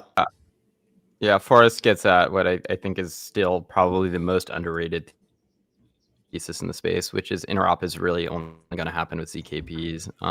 And everyone's kind of sitting on this thesis right now, yeah. I think, because there's been so much questions around Celestia and data availability. But like you look at like what Celestia is doing, for example, right, with like lazy bridging, which is really ZKP. I think they're working with Boundless too, but like building out really a native interop protocol where you have the single point of proof, right, that can operate across any system, and so you always know where your funds are, and it's always verifiable in a way that lets you move between these. And at that point, I mean, it really changes things a lot because, as Forrest said, there is a reason to build an L1 right now, which is finality, right? As well as, token value, but that's a whole other conversation. But, like once you really have native interop for any system, then it really is a no-brainer to build a roll-up on top of that, because you're essentially getting the network effects of the liquidity from the rest of the ecosystem. And we've seen this play out a lot and kind of fail a little bit. I think OP originally had this idea of like a shared sequencer that everyone would be able to opt into, and that would be a value draw. And there's a lot of reasons to build on OP, but I don't think that's really been the major one, right? And Celestia had this vision. I think Delta's working on this. So like there's a lot of skepticism about this thesis and whether it can work. And I think like many things in tech, the thesis often, struggles the first time, and then the tech is good enough for it really to work well. And yeah, interop is real and it's coming, and it's thanks to ZKPs. On that note, guys, I have to run. But I really thank you, David, for having me on and getting me. Just one last question, David. Is there ever going to be a joke race chain or no? There are currently no plans for a joke race chain. What about a token? What about a joke race token? There's currently no plans for a token either. Just busting your balls, man. Thanks for coming. There's a whole question around whether apps need chains, and there's a lot of apps that I really think do need chains, but I'm not sure we're one of them. Thanks, David. Thanks, Forrest. We actually have a good interop panel coming up next. Forrest, appreciate you hopping on as well, and thanks for being a part of the Boundless Mainnet. Yeah, thanks, Forrest. Peace. Alrighty, Jacob. Takeaways, thoughts? Yeah, one thing I love that we ended on there was the fact that interop is not solved and ZKPs are the solution. And people have been talking about ZK bridging for years at this point. And we're finally to the point to where it's making economic sense. And the really nice way I or nice property of sort of this signal campaign where, we're proving Ethereum, we're proving Base now, we're going to continue to prove more and more chains, is that it's not opt-in to other ecosystems. We, can retroactively fit existing chains. It does not require for us to, use a standard or have people plug in to our thing. We can just do it, and they can start reading the proofs and build contracts around that. So I think we can sort of speed running versus sometimes I think in the interop community, it can be a little bit of a struggle to get like BD struggle and stuff. everyone to agree. Yeah, like It's just a struggle for everyone to like agree on a standard, right? Yeah. You see this mass proliferation of layer zeros like OFT standard now, which is dominating the space, but it's not perfect either. And now we want to do intent-based stuff and account abstraction. And instead of doing that, let's just prove the chain. If you prove the chain, you can read the state. If you can read the state, you can build stuff on top. well, you guys are just like full on, like, I mean, they call it guerrilla marketing, but this is just more like guerrilla shipping. Like you can just go and just prove Base, and like Base isn't going to do anything about it. They can't. It's just happening. Yeah. Exactly, right? And it also shows these people that proving Base right now is really helpful for interop. It doesn't help for the withdrawal time, right? But it shows these teams like a Base or these larger chains that, hey, ZK is here, man, and it works. And here's the cost. Think about adopting the technology. And overall, I think a lot of teams are incredibly excited about doing such that. Well, we ended that last segment off talking about interop, and luckily for us in this segment we have Matt Rice from 𝗗𝘗𝘦𝘖 and OS or Oz, I think I'm going to call him.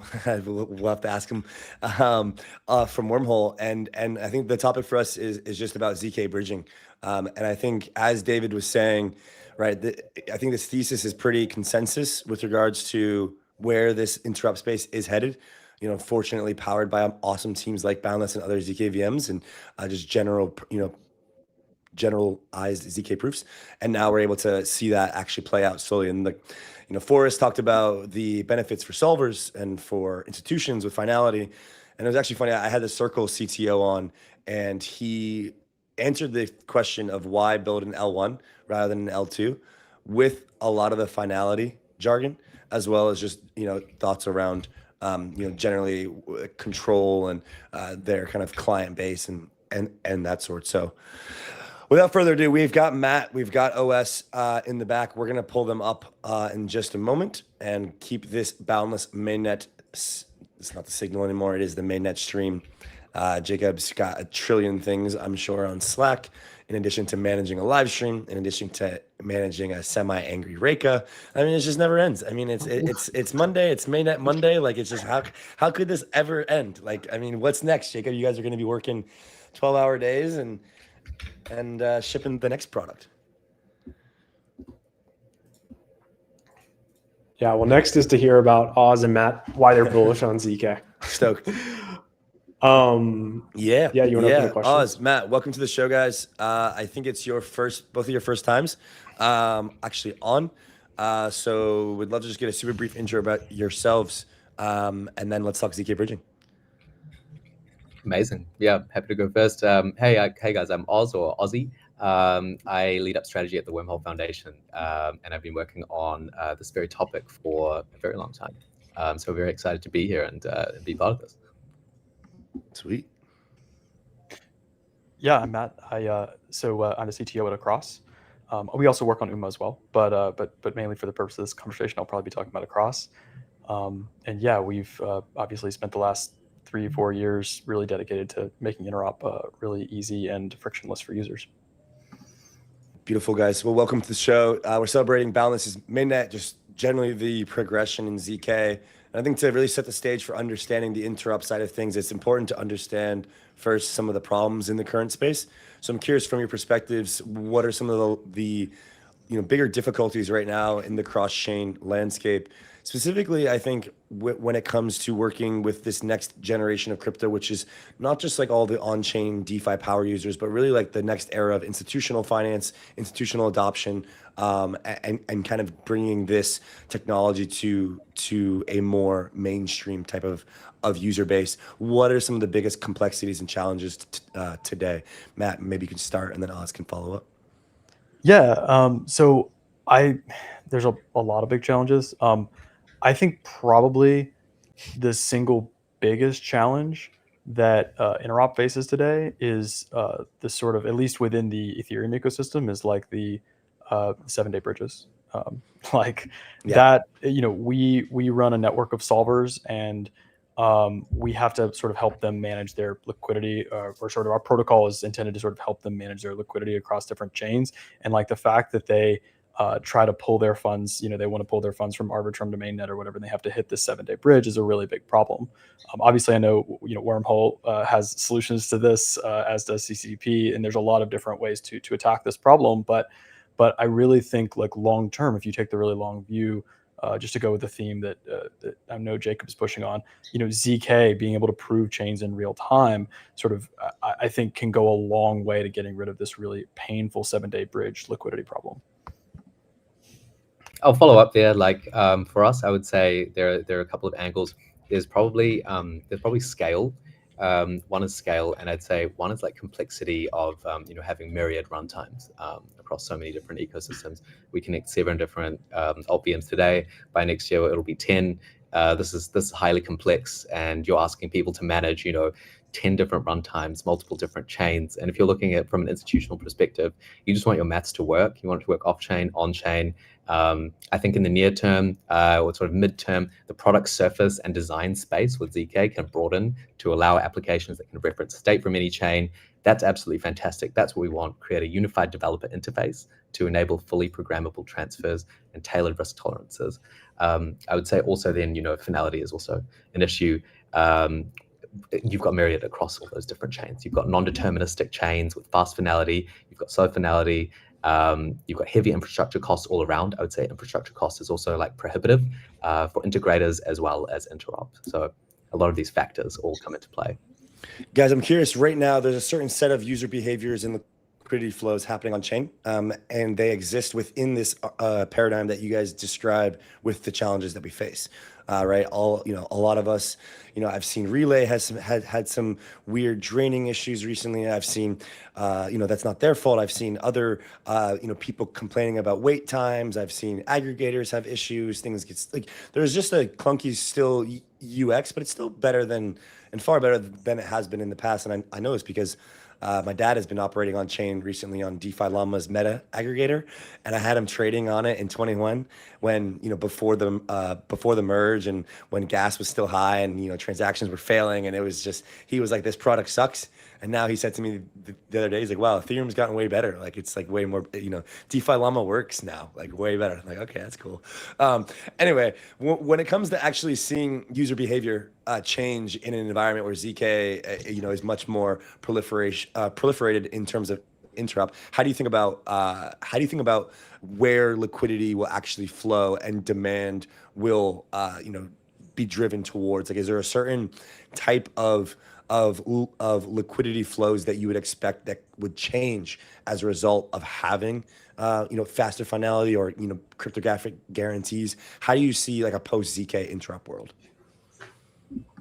I can jump in first here. Like, maybe this answer is sort of overly productive, but I really see that if you, as interop becomes more frictionless, and as you can do things like chaining transactions together across multiple chains, I think people are going to think of where they hold their liquidity more like you would think of a bank, right? And you hold your liquidity on the place that you trust the most. And so I think it's, the funny thing is, like, you have all of this proliferation of many chains with, some are app chains, some chains are really, really fast or whatever, but like people are going to flock back to the chains that are most trusted.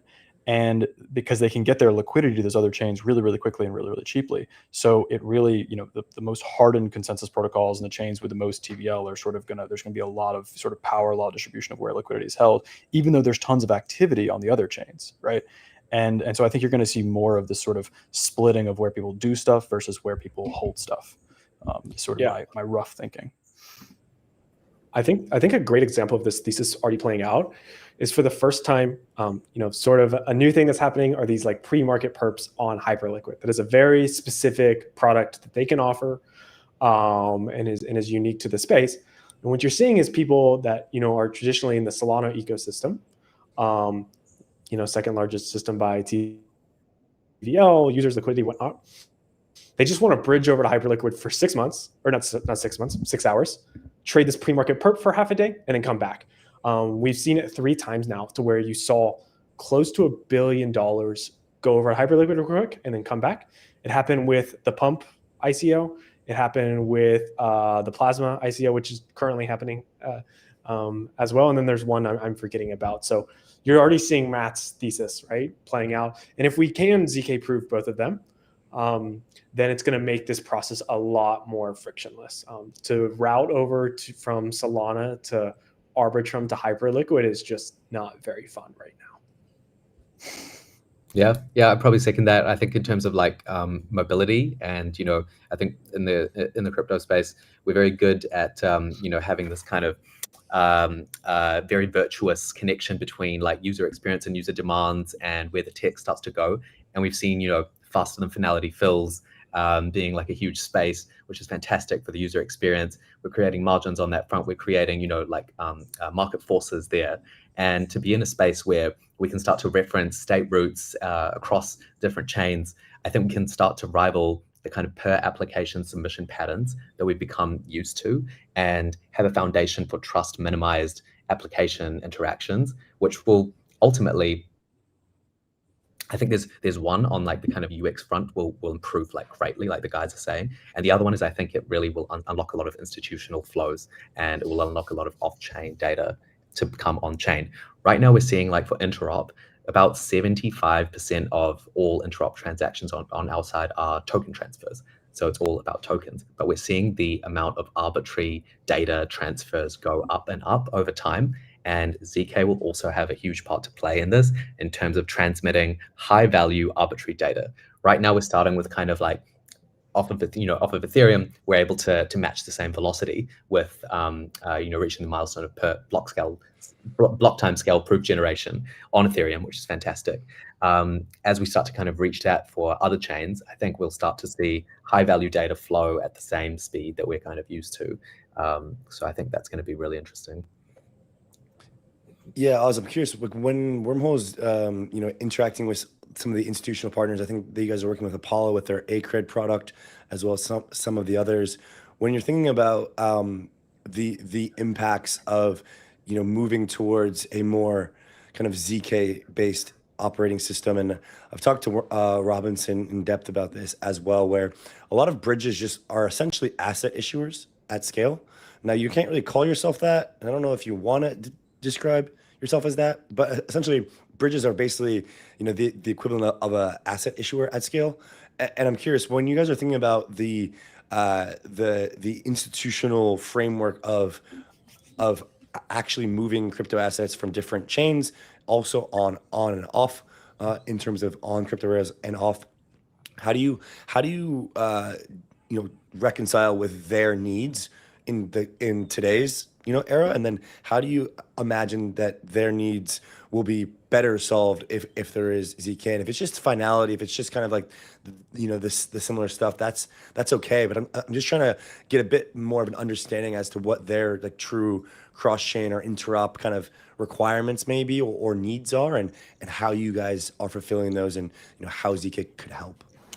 I've seen it shift over many years from institutions, governmental to financial institutions, looking at private chains, completely away from public chains, to slowly shifting towards trust in chains like core chains like Ethereum, to now understanding that you might want to use different public chains for different purposes. There might be speed purposes, there might be user bases, there might be applications that you want to issue on.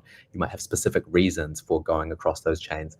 And I think now we're seeing, the advent of financial institutions launching their own L1s, which is a really interesting era as well. I think this is going to be super interesting, and seeing those use cases kind of coalesce back to the kind of fintech space, which is really interesting and fantastic, but with this powerful PMF through all the product improvements, we'll finally start to see, the advent of these chains replacing correspondent banking flows, which was going to be incredible. We're starting to collaborate with Swift. They're starting to understand they move $5 trillion a day, and they don't mind if we take, 1 or 2% of that kind of flow. And they're trying to say, hey, how can we be involved? Can we be, can we be the standard for, naming? Can we be naming conventions? How can we be involved with this type of thing? And so we're seeing these real world use cases which trickle all the way down from, your sort of funds being able to access their understanding now. They're like, wow, I can service, 5x larger user base because I can do all my reconciling and compliance for 50 times lower cost on Stellar. But if I'm on Stellar doing these things, which is great, we love Stellar, if I'm on Stellar doing these things, how do I reconcile and how do I access the liquidity from Ethereum? How do I get it from Optimism? Oh shoot, we've got off-chain, we've got off-chain solvers and liquidity pools. That's really interesting. They're starting to get to grips with how those flows all work. I think that's great. That's got a strong PMF for now. But I think obviously, what the Across team is doing, for example, in this space is great. These guys always pushing forward. I think that's what we really, really love to see. We're looking at what does the next gen look like for making these flows highly stable, highly compliant, highly predictable. And that level of predictability is really what these guys are coming back for. And that's why we're seeing this advent of L1s come out, highly mature tech. PMF is there. I think we'll start to see the same with cross-chain institutional function flows. So I'd really love to see that future come in. That got me fired up. And I love Oz's direction here is his example is not just Ethereum L2 to Ethereum L2. It's bringing in these alternative VM ecosystems, which have decided to make a trade-off between doing their own thing and an EVM for good reasons. And you're really going to start to see, again, I'm going to say this over and over this stream. It's we're going to prove all the chains, right? And people like Oz can bring these institutional assets that are worth trillions of dollars on chain. And then you're going to have people like Across really, be good at doing these more long tail user experience. If we prove the chain, it just makes life better for everyone. We get, faster bridging, faster finality, lower fees.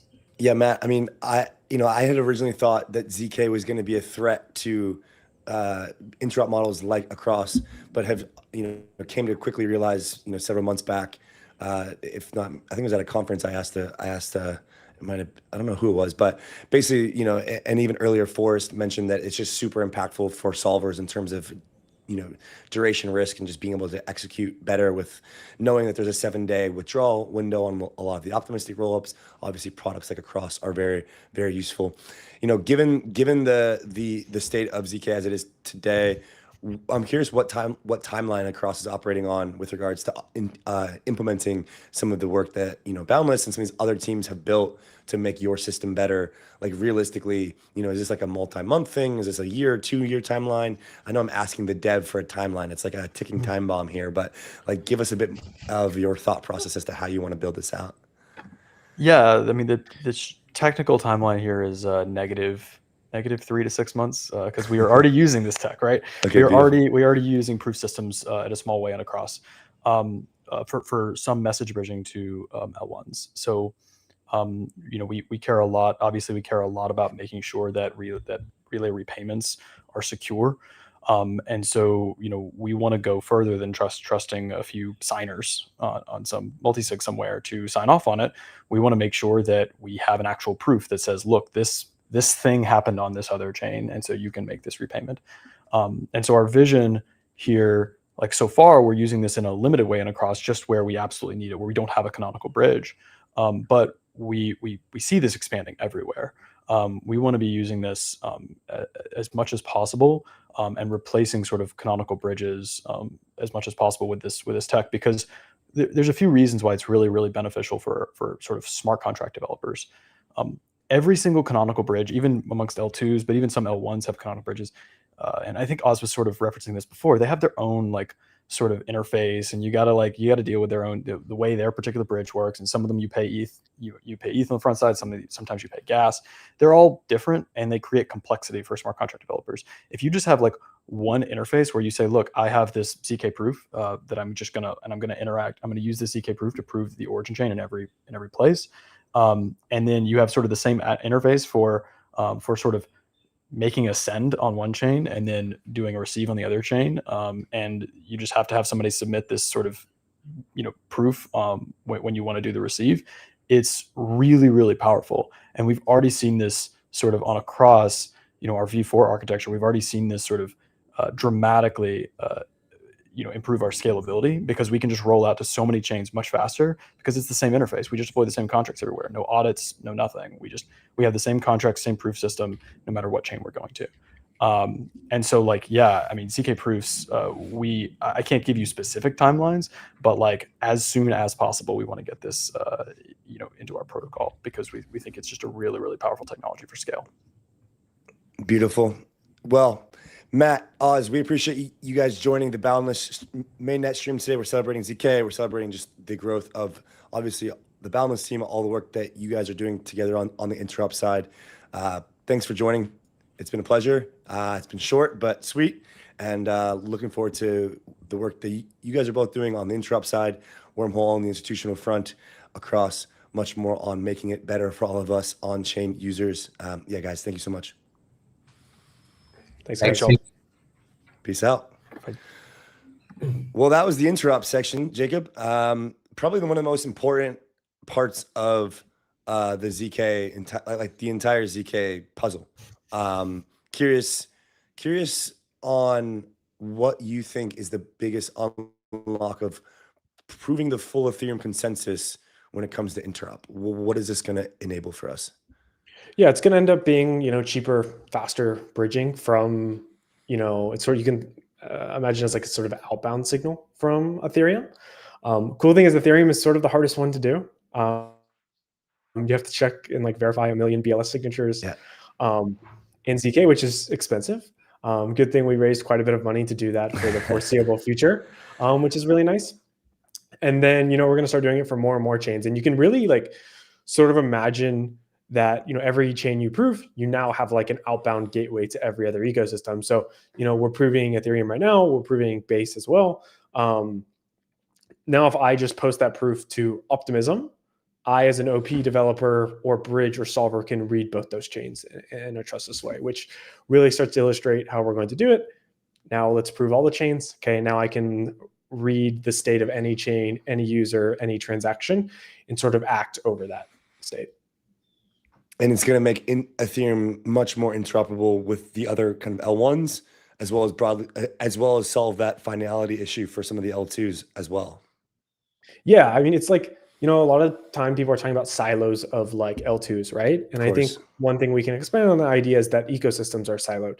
Yeah. And this not only is, bad for users and liquidity, right? Yeah. It's bad for developers. I now have to choose one ecosystem. So now, when we get into this idea of the signal, we're putting all these chains, I'm now an app developer that can access all these ecosystems. And I don't really have to enter what has been sort of like a tribalistic process of like, wow, like I'm now Solana live or die, right? This is the only chain that matters, right? Which is not the case.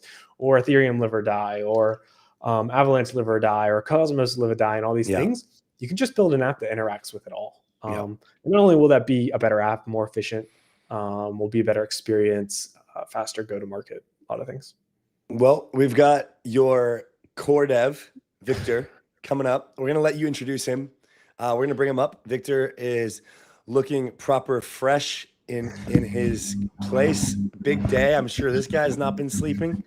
So good to see you. You do look properly rested. I'm glad that you're not looking too tired out here.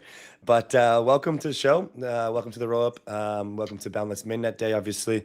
And Jacob, pass it to you, man. I would love for you to give us a brief intro. So let the peeps know, and then we'll have Victor do it on his own as well. Yeah, so this is a really special introduction for me. Victor is so special in so many ways. One, I think he might be one of the only like full stack ZK devs out there. He can write circuits. He can write a ZK VM. He can also write a novel protocol and lead a team almost all the way to mainnet. Victor has been, he was the tech lead from the very beginning for Boundless. He has transitioned to RISC to go do some more ZK wizardry over there in the future, but really has been a core member of incubating this protocol, holding us to our core values of design decisions, and is Yeah, he's amazing. I don't know what we would do without him. Victor, I will start you with a question. I want you to give us, a little origin story of Boundless. What were those early experimentation days like? And then why did we skip building our own blockchain?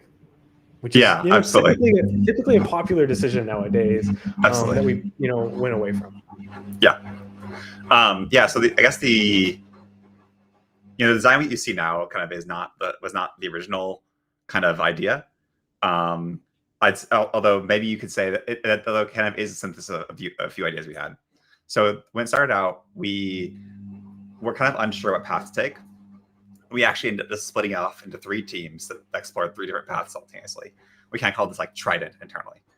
And the 3 paths were, one, kind of build a fully custom L1. The idea was basically to build one that was fully based around the ZK VM as its core, and basically really optimize it. In fact, even optimize it onto the way it did consensus, or was going to do consensus for ZK VMs. I thought it was a really cool project. That was one option.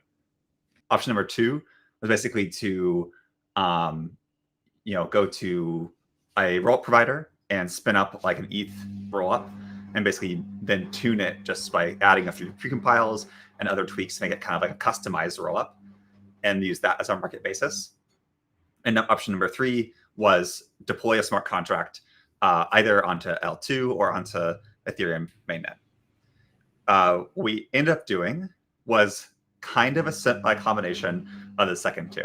The first one, although extremely cool, became clear that like actually creating your own L1 is not the right way to build a market like this, which I can go into much more detail. But the second 2 kind of provided both kind of interesting paths available to us. In particular, kind of the design you see for Boundless right now, which is kind of rooted in smart contracts, which are deployed to multiple different L2s and Ethereum mainnet, combined with kind of a little bit of off-chain infrastructure to make the whole system efficient and fast. And that design basically kind of maximizes the value of the underlying ecosystems. So basically, it doesn't split liquidity across many places. It's the only design we can think of that would actually preserve the full verification guarantees we wanted. So basically, people, if you're developing an application, you want to use ZK proofs, you want to verify those ZK proofs on your target chain. There's nothing else that is the same level of security. And so our design didn't want to compromise on that. So basically, no fragmentation liquidity, no secondary, no reduction in the security of the zero-knowledge proof verification. And then additionally, basically, we wanted to inherit the speed and inherit the characteristics of really high-performance chains like base mainnet, for instance, while simultaneously also inheriting the strong availability guarantees of Ethereum mainnet. And the only way to do that we could see was to deploy to both places and have a contract that it basically routes the market in multiple places while having this kind of a shared pool of proven liquidity that kind of lives outside of any one chain, but then has these multiple kind of routes in different chains. Yeah. Well, one weird side effect, right, about this is that the liveness of Boundless is now a one-of-n assumption to all the markets that we're deployed to, right? So, we're deployed to Base right now, some test nets.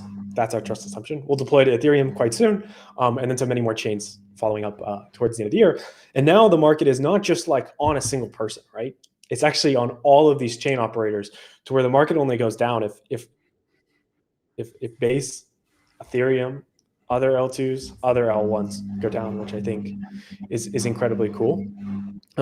One other point here, and I think Victor was alluding to this, is that decentralization can be sort of a LARP. I think it's been a hot topic. Hot take. The problem is that decentralization means a very different thing when it comes to ZK proving infrastructure, right? I think it's completely appropriate for a chain to decide, I want to be the sole operator. You're my liveness assumption. I'm running sort of this L2 architecture. I think it makes a great trade-offs from the users of latency and cost and whatnot. However, with proving, you can't just launch an L2, because you're now critical infrastructure on on other people. And, we have certain protocols that are using us for DeFi use cases to where the proof, if it doesn't show up, not only is like you losing liveness of your protocol, your funds actually start to be at risk. And if you have single points of failure, regardless if it's just you and you think you're the most robust, you're going to have downtime, and we can't have that. So even launching with Mainnet today, we don't operate any single points of failure within Boundless. We actually had a little issue about 2 weeks ago to where our infra had gone down. Really cool thing is there was 0 missed orders on the market. There was 0 downtime for our customers, which is a real testimony that we have built something decentralized. You do not need to count on a single team, in this case, the Boundless Networks team, for the protocol to continue to go. We want to have that unstoppable protocol thesis that they sort of had in the old crypto. Kind of adding on to what Jacob just mentioned, basically about like liveness being critically important to many of these DeFi protocols. You take the case of 𝘱𝘭𝘵𝘠𝘬𝘐, one of the biggest use cases of Ristia right now, and the many chains that are adopting it. When you consider, for example, like Bob Mainnet that's live now, or Base Mainnet as they go forward, like if you're using ZK fraud proofs, you cannot afford to have liveness failures. You absolutely need to have fraud proofs show up on time. And that's basically taking ourselves out of the loop in that case, basically having just Ethereum mainnet essentially be the liveness assumption is a really powerful thing to do. And so that is a big reason as to why not launch your own chain, because then you have your own consensus and your own basically liveness and your own uptime to deal with. But if you ran like a simple kind of like the take one out of Circle's playbook and run a proof of authority L1, then you kind of give up a lot of the censorship resistance properties that you guys are inheriting just by as you mentioned, Jacob, the one event, assumption for whatever that chain's rules are effectively are the rules that you guys are abiding by and, are submitting to as a result of proving that chain. And so, this design also allows you to not have to play a lot of the same proof of staking, token inflation games. And, then have been able to create this kind of more dual-sided marketplace model with proof of verifiable work for the token as well. So it kind of solves hits a couple birds with one stone. Yeah. Quick primer, and then I'll pass it off to Victor for some details, as he's been, a key architect of proof verifiable work. Is proof verifiable work for the first time allows us in an efficient manner to incentivize proving. If you generate one proof, we can sort of tell how much work you've done for that proof and give you a retroactive reward. This is the same bootstrapping you saw with proof of work systems when it came to security, and the proof of stake systems when it came to security. But now we get to do it for ZK proving, and those same systems that got the bootstrap for years, this adoption, sort of emitting a token to get people online, we now get to do that for proving. And as we were talking with Forrest earlier, we can just start proving chains. Which we're going to continue to do, and which is so cool. The other part of that is we really wanted it to be permissionless and accessible. You only get the benefit of ZK mining when you have a lot of provers competing on an open market to be the most cost-effective person. And one way we've done that is, our proving node is incredibly accessible. On Mainnet beta, we had over 2,700 provers complete a proof. We had teenagers fresh out of high school place top 5 on the proving leaderboard. And then we're also constantly seeing a current cycle between, our first phase of mainnet beta and the second. In the top 25 provers, there was almost a complete turnover. There was only 3 people that have remained. So we're making it completely accessible proving on top of, providing this additional incentive. Victor, could you give us, maybe a little more detail on how proof of verifiable work operates and how you see it impacting the ZK work? Yeah. So proof verifiable work essentially gives a way of having what I call a verifiable work log of how much work a given prover has done over the course of a certain time period of time. So the main period of time we can consider is in our system is we call it one epoch or an epoch, or 2 days in our case. So there's not the Ethereum epoch. This is kind of the Boundless epoch. And over while provers are doing work, so these can be jobs that they take from the market, these can be jobs that they receive on a private order stream, or these can be jobs that they complete just for what's called mining work that is done solely for just to prove that they have these resources available to them. All of these proving jobs go into what is called the work log. And that work log basically at the once every epoch gets compressed to prepare for submission, and then gets sent to the blockchain to essentially to attest that, like, hey, during this period, I proved, 5 trillion cycles, for instance, over these last 2 days. And when you actually take all of those in aggregate, we then basically use that as the core metric for distributing rewards, as you mentioned, to incentivize more and more provers for the network.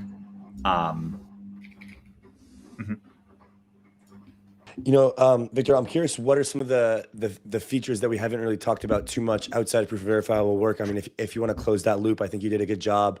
What are some of the features that kind of go underappreciated in the Boundless protocol that for some of the less technical folk would appreciate? And specifically, Victor, we know we've been on this sprint for like 6 months, and I think there's a lot of like tiny details in the protocol that make it just a resilient infrastructure. I can share one real quick. We were working with a partner. It was about January, February. And we sort of, are one of the only proving networks where there's like a slashable amount. And if the proof doesn't show up, that collateral is taken away from the prover. And something we realized is, traditionally on a blockchain, it's really hard to automate the submission of transactions for signature reasons, and also because there's gas. You have to have sort of a pre-approval. And what we end up doing is, we can take that collateral amount, and if a prover fails, it turns into a race and sort of a reward to claim that collateral. So it opens up to all provers, and then they can sort of claim that. So now, ideally your prover is fulfilling the request, but upon it doesn't, you're going to have this sort of the race of secondary provers. And we've seen some crazy races. I think one, proof, we saw 100 people try to get it. And then, of course, the first person is the only one that gets it. Well, basically, this idea of having this like collateral-based, essentially retry mechanism.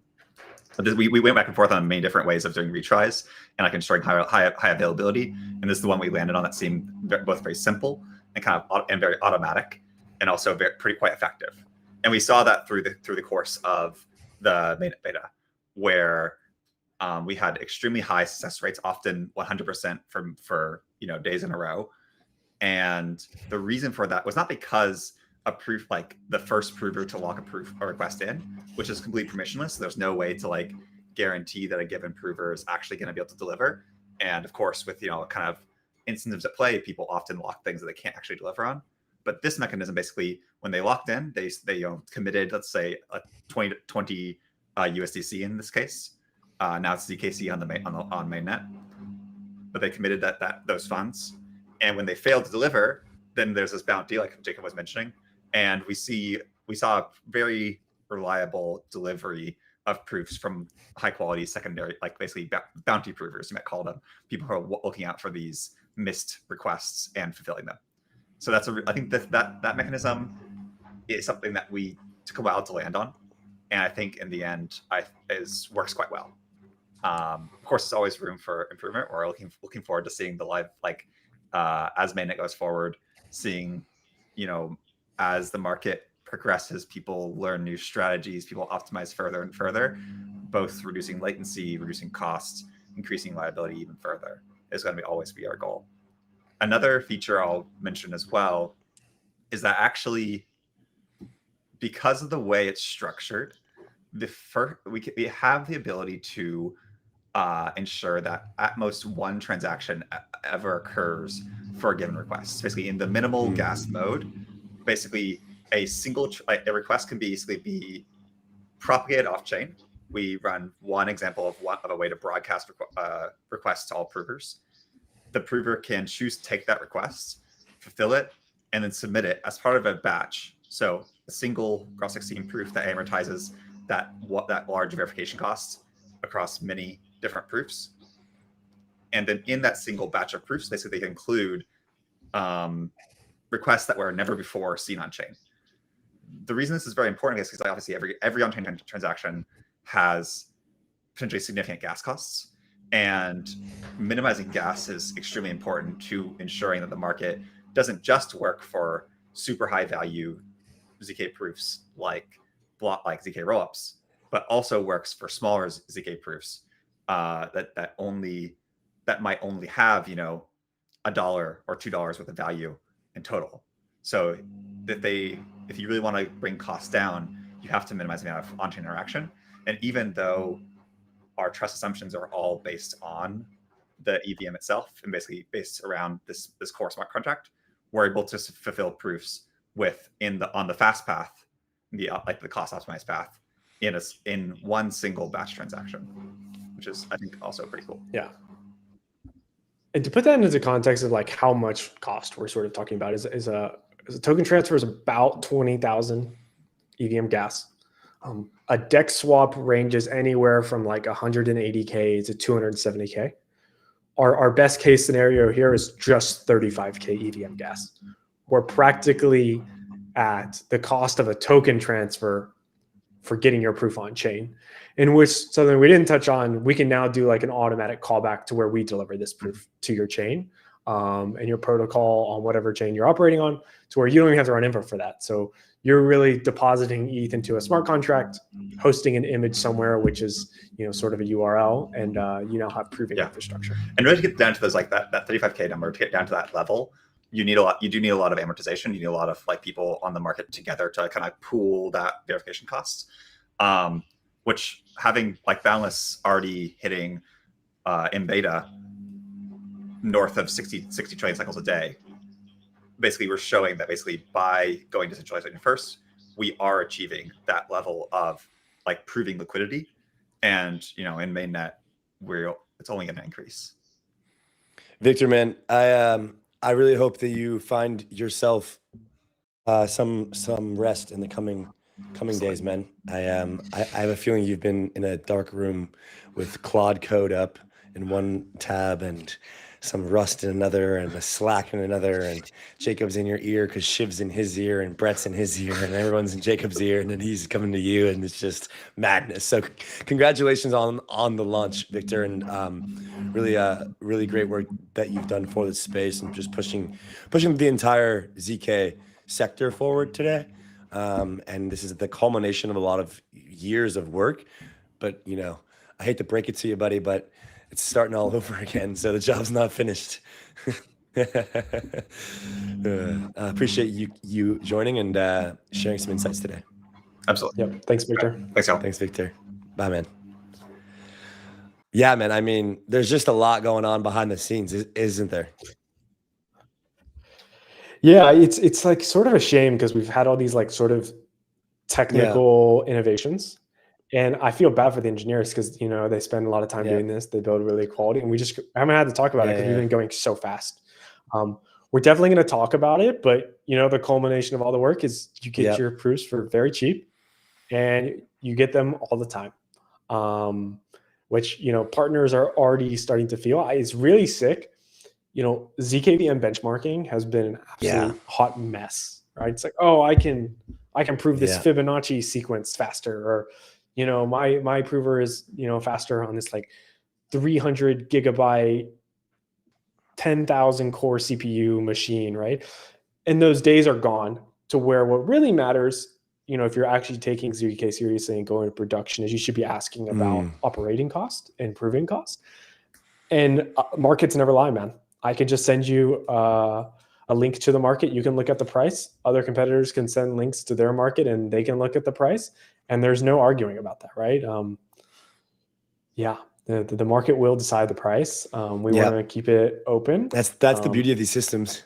How are you doing on this marathon, man? Is this the longest podcast you've ever been on? Maybe podcast. You know, I said earlier, we can talk about Boundless all day. This is nothing. We've gone deep into nights about Boundless before, so we're surviving. What was the craziest part of the last like couple days? Yeah, last couple days. We went live with proof of verifiable work on mainnet on Wednesday of last week because we wanted to test an epoch first, and then I will say once that first proofs hit the market, we filled them, submitted the claim to prove verifiable work, and everything came in, that was a pretty good feeling. And I know that the listing processes on exchanges is a pain in the ass too, because they wait till last minute. Also, just with partners is last minute. I mean, did you sleep at all last night? Last night wasn't too bad, man, right? Like when you're doing this big of a project, it's really about the 12 months leading up and setting yourself up for success. Again, I always say this internal cheesy metaphor, right? It's brick by brick. And we've laid so many good bricks of success between this experimental testing, private devnets with partners, our mainnet beta campaign with the signal, that really made these last weeks stressful, right? We had to hit a deadline, but we got the recognition from exchanges, the community, the broader ZK ecosystem and whatnot. That really, it doesn't come down of like being restless last night. It comes down from all the hard work we put in over the past 2-3 years at this point. Have a quick look at what's going on in the market. A little bit of a red day across the board. I think people are getting a little bit skittish before CPI this week, and good old Jay Powell is going to come on there and lower some rates, I think. Who knows, right? These days. Yeah. The best thing about our team is I really don't think we care about what ZKC the token price does for the next month. A little airdrop 𝘁𝘁 dump pressure, those damn yappers. Nah, man. Yeah, man. I mean, we're really here building for long-term success for the next 3-4 years at a minimum. So we could be unbothered. We're happy to get this out the door, and now we can focus a lot more on the product. I thought it was compelling that Justin was like, okay, in the beginning, we're really going to keep, we're going to keep using a ton of ZK VMs, but then at some point we're just going to choose one, which is just like, that is going to be a wild fight. Yeah, I think, right, but like the context there, right, is he just wants EVM blocks proven. Versus, I think, we're really starting to see the proliferation of many ZK use cases. Sort of like a lot of ZK VMs look really similar because the main use case is proving EVM blocks, but that's going to continue to proliferate and do other things. Things like client-side proving. The ZK VM that's best for client-side proving is not going to be the ZK VM that ETH-L1 chooses. And we want to be a part of it all, man. Like, we really think that ZK is this thing that takes over the world in the next decade. And Boundless is going to have a role to play in that global adoption, not just the proving of Ethereum L1. Dude, we had Forrest, like he came on, either his mic was muted or we had him muted or something, right? And then you called it out. Dude, Conduit main account just trolled us so hard. Quote tweeted the entire stream and said, Forrest is so bullish on ZKPs, his insights drop in stealth mode. Just completely trolled us. He talks in ZKs. I mean, Reika's up here. She threw me a freaking entree last Thursday, and we pulled it together. We had the whole full 3-course meal. It's the final course. It's the dessert coming up. We got Reika coming up on the stream here, guys. And yeah, I'm excited to talk to her about some of the marketing and go-to-market stuff. I feel like Reika was tasked with the job of taking Jacob and Shiv and the team, which kind of had it had an interesting development over the last couple of years. A bunch of just 𝘮𝘮𝘺, for lack of better term, just trench devs, just full cracked out, but like not in the GTM brand market sensation narratives, kind of trying to figure it all out. And I feel like she kind of took you guys and really took you under her like aura riz kind of in tune with what is like popular and stuff, and kind of really just because I remember when we were talking about the Boundless brand, we were like, it's going to be very separate from Risk0, right? Because Risk0 is very like kind of like dev and like Web 2y, if you will, and Boundless has came to be its own entire being. So without further ado, we're going to get Reika up here in a second, and she will close us out.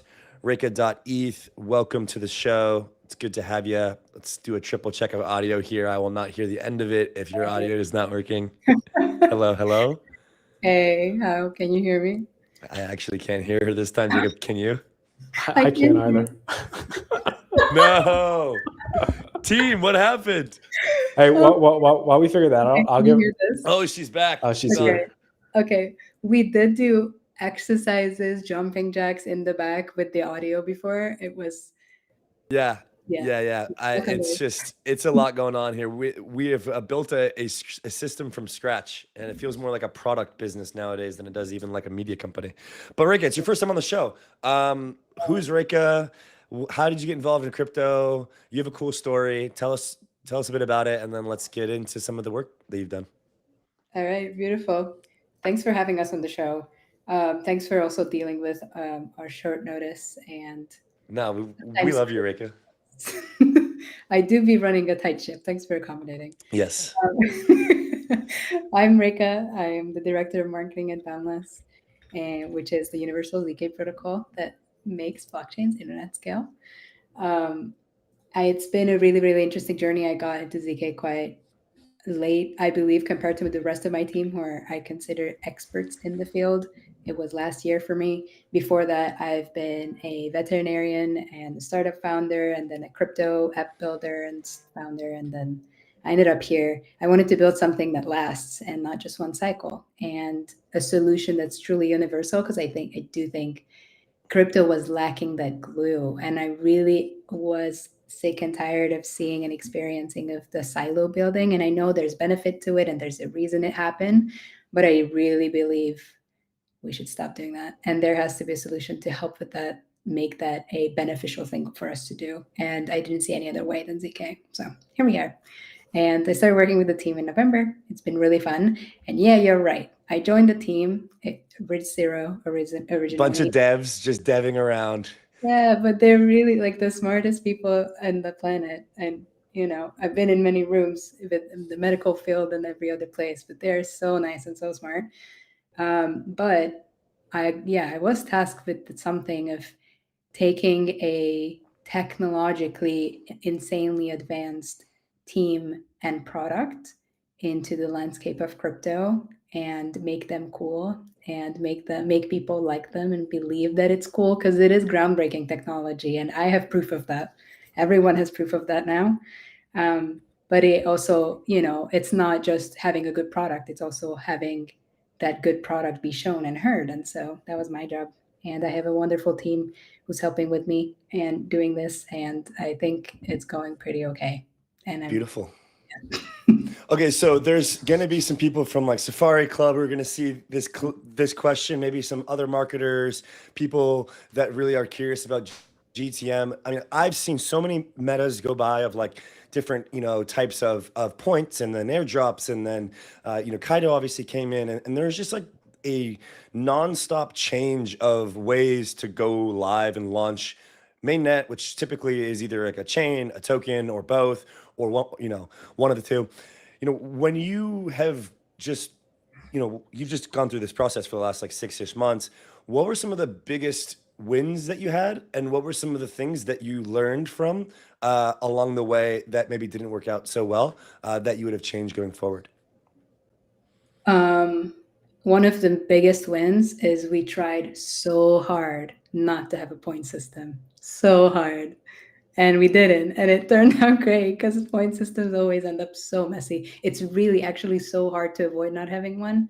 If you're running any form of a testnet, incentivized testnet, or any form of environment where you do ask people to do things, you have to keep track of that. So point system is very second nature, but it's so messy. We've seen that in the last like 5-6 years of everything. So we tried really hard avoiding that. So I think that's a huge win.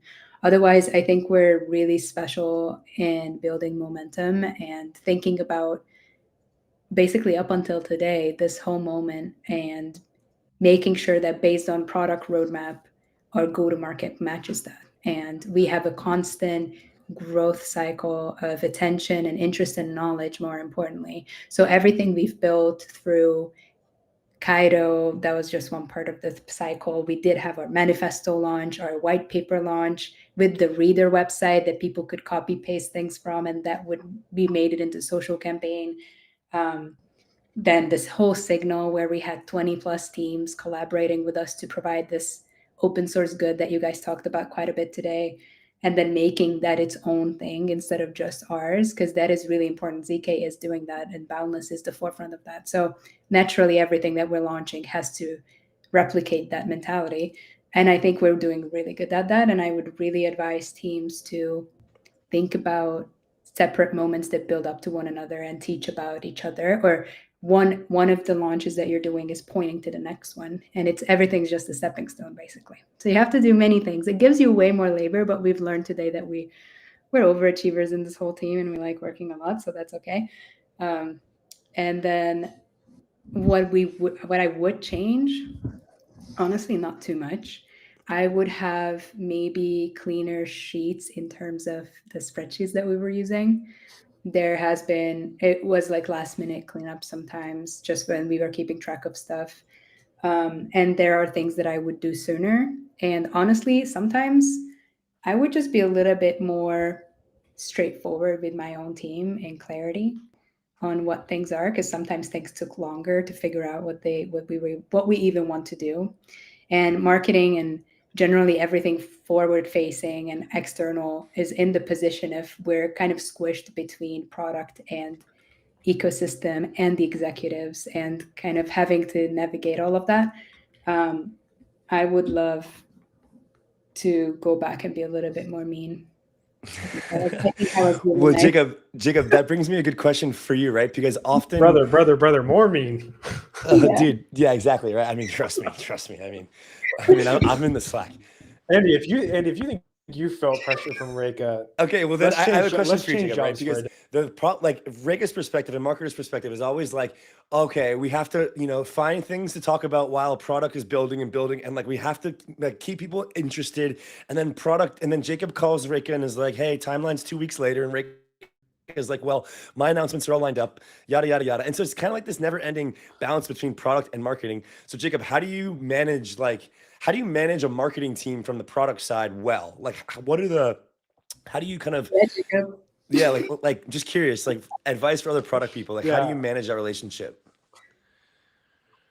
Yeah, so first thing is I wouldn't really describe it as managing. Okay. I would say collaborating, right? Like, it's really important as a product manager to just hear your marketing team out and like understand where they're coming from, because ultimately, right, they're going to help with your distribution. Yes, you can build the best product. If no one knows about it, no one's going to use it. On the flip side, if marketing, right, markets a shitty product, no one's also going to use it. One fundamental thing here is that we have a great product. And that really comes down to engineering. I think something Reka has actually had to deal with early on in her tenure, working on Boundless, is the fact that we ship too much too fast. We actually end up having to be like selective on what we get to talk about. Which is why I wanted, last session to talk about these hidden features that we really haven't talked about, right? That could be a whole campaign in itself, is like these like sort of gold standard SLAs and whatnot. And it's sort of like, a fight, elbows out of like, okay, what's actually getting into marketing? Because you can't just come out with these, one-off announcements. You really got to tell a story and why these things matter. So from a product manager perspective, one, ship a good project. Make sure your engineering is at a good velocity. But also understand that you're going to have to make a trade-off from being, 100% technically precise to where, yeah, it's great, it's right, 20 people understand it. But marketing really acts as this top of funnel of like, oh, I got your eye now, come and learn more about it as a developer, as a user, as someone that's participating in, governance now, and have a really healthy relationship. I think I talk to our two marketers more than anyone else at this company on a daily basis. The group chat is always popping with product and marketing. What I will add to your answer from your side, I'm going to act like I'm you, is, hold on, glasses, so that's true, is you also do it exceptionally well as time passes, is I keep asking, why do I care? So true, attest to that. We ship something every week, basically, that should be its own thing. But I do truly care of building that momentum and that consistency and things relating to each other and being in a team. And Jacob's really accessible, and I advise this to other product managers as well, is really accessible to telling me, why is this important for the landscape? And then, I understand from his description how the tech works, but why do I care about this? And then if he makes me care, I can tell the whole story out of that. And then make other people care about it and make millions of people care about it. And Jacob's really, really good at that. And so make briefs. make little briefs of what it does and why do people care, and the different audience segments that you're working with. Why do each of them care? Why does the devs care? Why does a more general blockchain audience care about it? And then we can do magic from that. And that's a really important part. Side story here is when Reika was, sort of deciding on her next project, man, she grips. She's like, why do you care so much? Why are you working on this project? Why do you work so many hours? Like, why are you doing this? Like, you're all so talented. Why are you doing this instead of something else?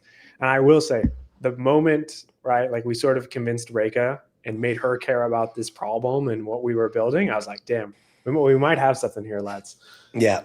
Yep. Well, it's not an easy task either, right? Reika, I honestly think marketing ZK is probably one of the hardest things in crypto. Like it's so densely deep and technical, and like the type of people that really matter are like also like they're the ones that aren't even on Twitter.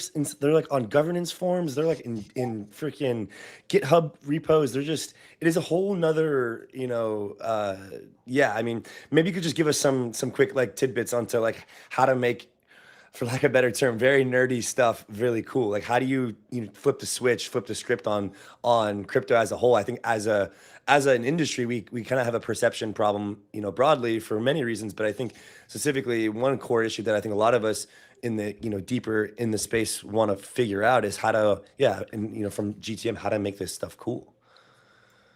That's a good question. First thing I would say, it takes a small village, and our teams like really so much heart is in this, and so much passion and like unwillingness to give up is in this success. But also, watch me. I like a hard task. And the thing is what I truly believe why we could do what we did is you have to take inspiration from not crypto. Most of the time I'm doing, that's just my free time. I analyze how musicians, movies, book authors, how a car is launched, a new car in the market. And that is really, really interesting to me. And I think how making things accessible, relatable, and beautiful, and educational, those are the things I need to do at once. And combining all of those with a uniqueness of your point of view and understanding of the landscape, and this special knowledge that for me, I'm interested in non-crypto world things and analyzing that knowledge and bringing that in, that is helping tremendously of putting that as a framework over everything that we do in crypto. And so, my main advice is think about the audience accessibility, because you're an expert in what you're building. People don't know what that is. That's one. And you have to be edgy. People love contrast. So for us, for example, we are a very nerdy infrastructure project, and I made it beige and I put berries on it as the kind of like the mascot, but it came from our vertical is verifiable compute, and verifiable compute kind of made sense from that, at least to me. And then I convinced the team and people loved it, and it turned out really great. There was some naysayers initially, but conviction also really helps, because I believe if you bring this much passion on a team level, people, and you just keep doing what you think and believe truly you need to do, people won't be able to say no, and people will eat it up. I truly believe that. I've done it many times on different things. So that's how it works. Your passion and your interest will be so contagious. That's most of how marketing works, honestly, is you have to be so convinced, and you have to spread that joy and passion with all your might, and then it will work. And you obviously put a very important and thoughtful, intentional strategy over it. But that's the combination that I think is killer and would make any team really successful. Last thing for you, Reika, you're entering a whole new world now, post TGE, post Mainnet, it's a different environment. What is your strategy going forward next 3 to 6, 12 months? What are you building towards? How will you keep the community engaged? I'm so excited. Honestly, pre-TG, it feels like you kind of know what to do, it's just people. It feels more straightforward, but somehow the post-TG strategy that I'm thinking about is so much more exciting to me, because it allows us to go way deeper, not only with our community, our developers, the teams that are building on Boundless, but there will be a little bit of gaps of silence because the attention that we've been getting, we're insanely grateful for it. And it's honestly, well, obviously it's a big part of our success, but I'm really excited to have more people who want to look deeper and actually want to achieve something together. And that is the time for that to actually happen. And honestly, most of the things were live. I've looked at this as the only thing that wasn't live is proof of verifiable work and secrecy. Everything else, we already fully function as a live protocol. So this honestly only changes things for the better because we can have more results, more numbers and everything. And like the teams that were generous enough to spend their time today on this stream and talk about the landscape and ZK and their projects and what they're doing really just shows a testament of how important really this technology is. And so we're in really good company to make this change a thing. And thanks also, Andy, for hosting us. It will be a very beautiful next few months and years to make that happen. We're really excited. It's going to be beautiful. 𝘗𝘳𝘠𝗦𝘴𝘂, I was going to invite you to come on the stream anyways, but you made your debut. I'll have to get you back on. I love talking marketing. I love talking branding, all that type of stuff. Thanks for joining today. I think Jacob and I are probably equally ready to stand up for once. So I think we're going to let you go and wrap this thing up. Thank you. Bye, guys. Right. Bye, 𝘗𝘳𝘠𝘗. Thank you, Berry Queen. Alrighty, Jacob, man, what a stream. It's been a journey. I think my camera overheated. I think I'm sweating a bit. It's a little warm in here. I'm back in Florida. So I think it's time to wrap. I'll give you the floor for closing thoughts. We'll throw you on the solo frame and man, close us out like you were a basketball coach and trying to get people inspired or something. We'll give you the solo frame and close us out, man. Yeah, thanks. Thanks for everyone for joining us today on the live stream. Couldn't be more excited to be working on this project. Not only do I think that Boundless is going to be a backbone of ZK, not just in blockchain ecosystems, but of Web 2. I think I and many other team members think ZK fundamentally changes the world from a security perspective. And that's why we all work here. We don't work here because we make the most money. We could all go work at a FANG company and make 10x. But we work here because we think we're really changing the world for the better. Jacob Beverly, Boundless Mainnet. Thank you guys. See you guys tomorrow. We have an amazing stream tomorrow as well. Thanks, Jacob. Thanks, guys.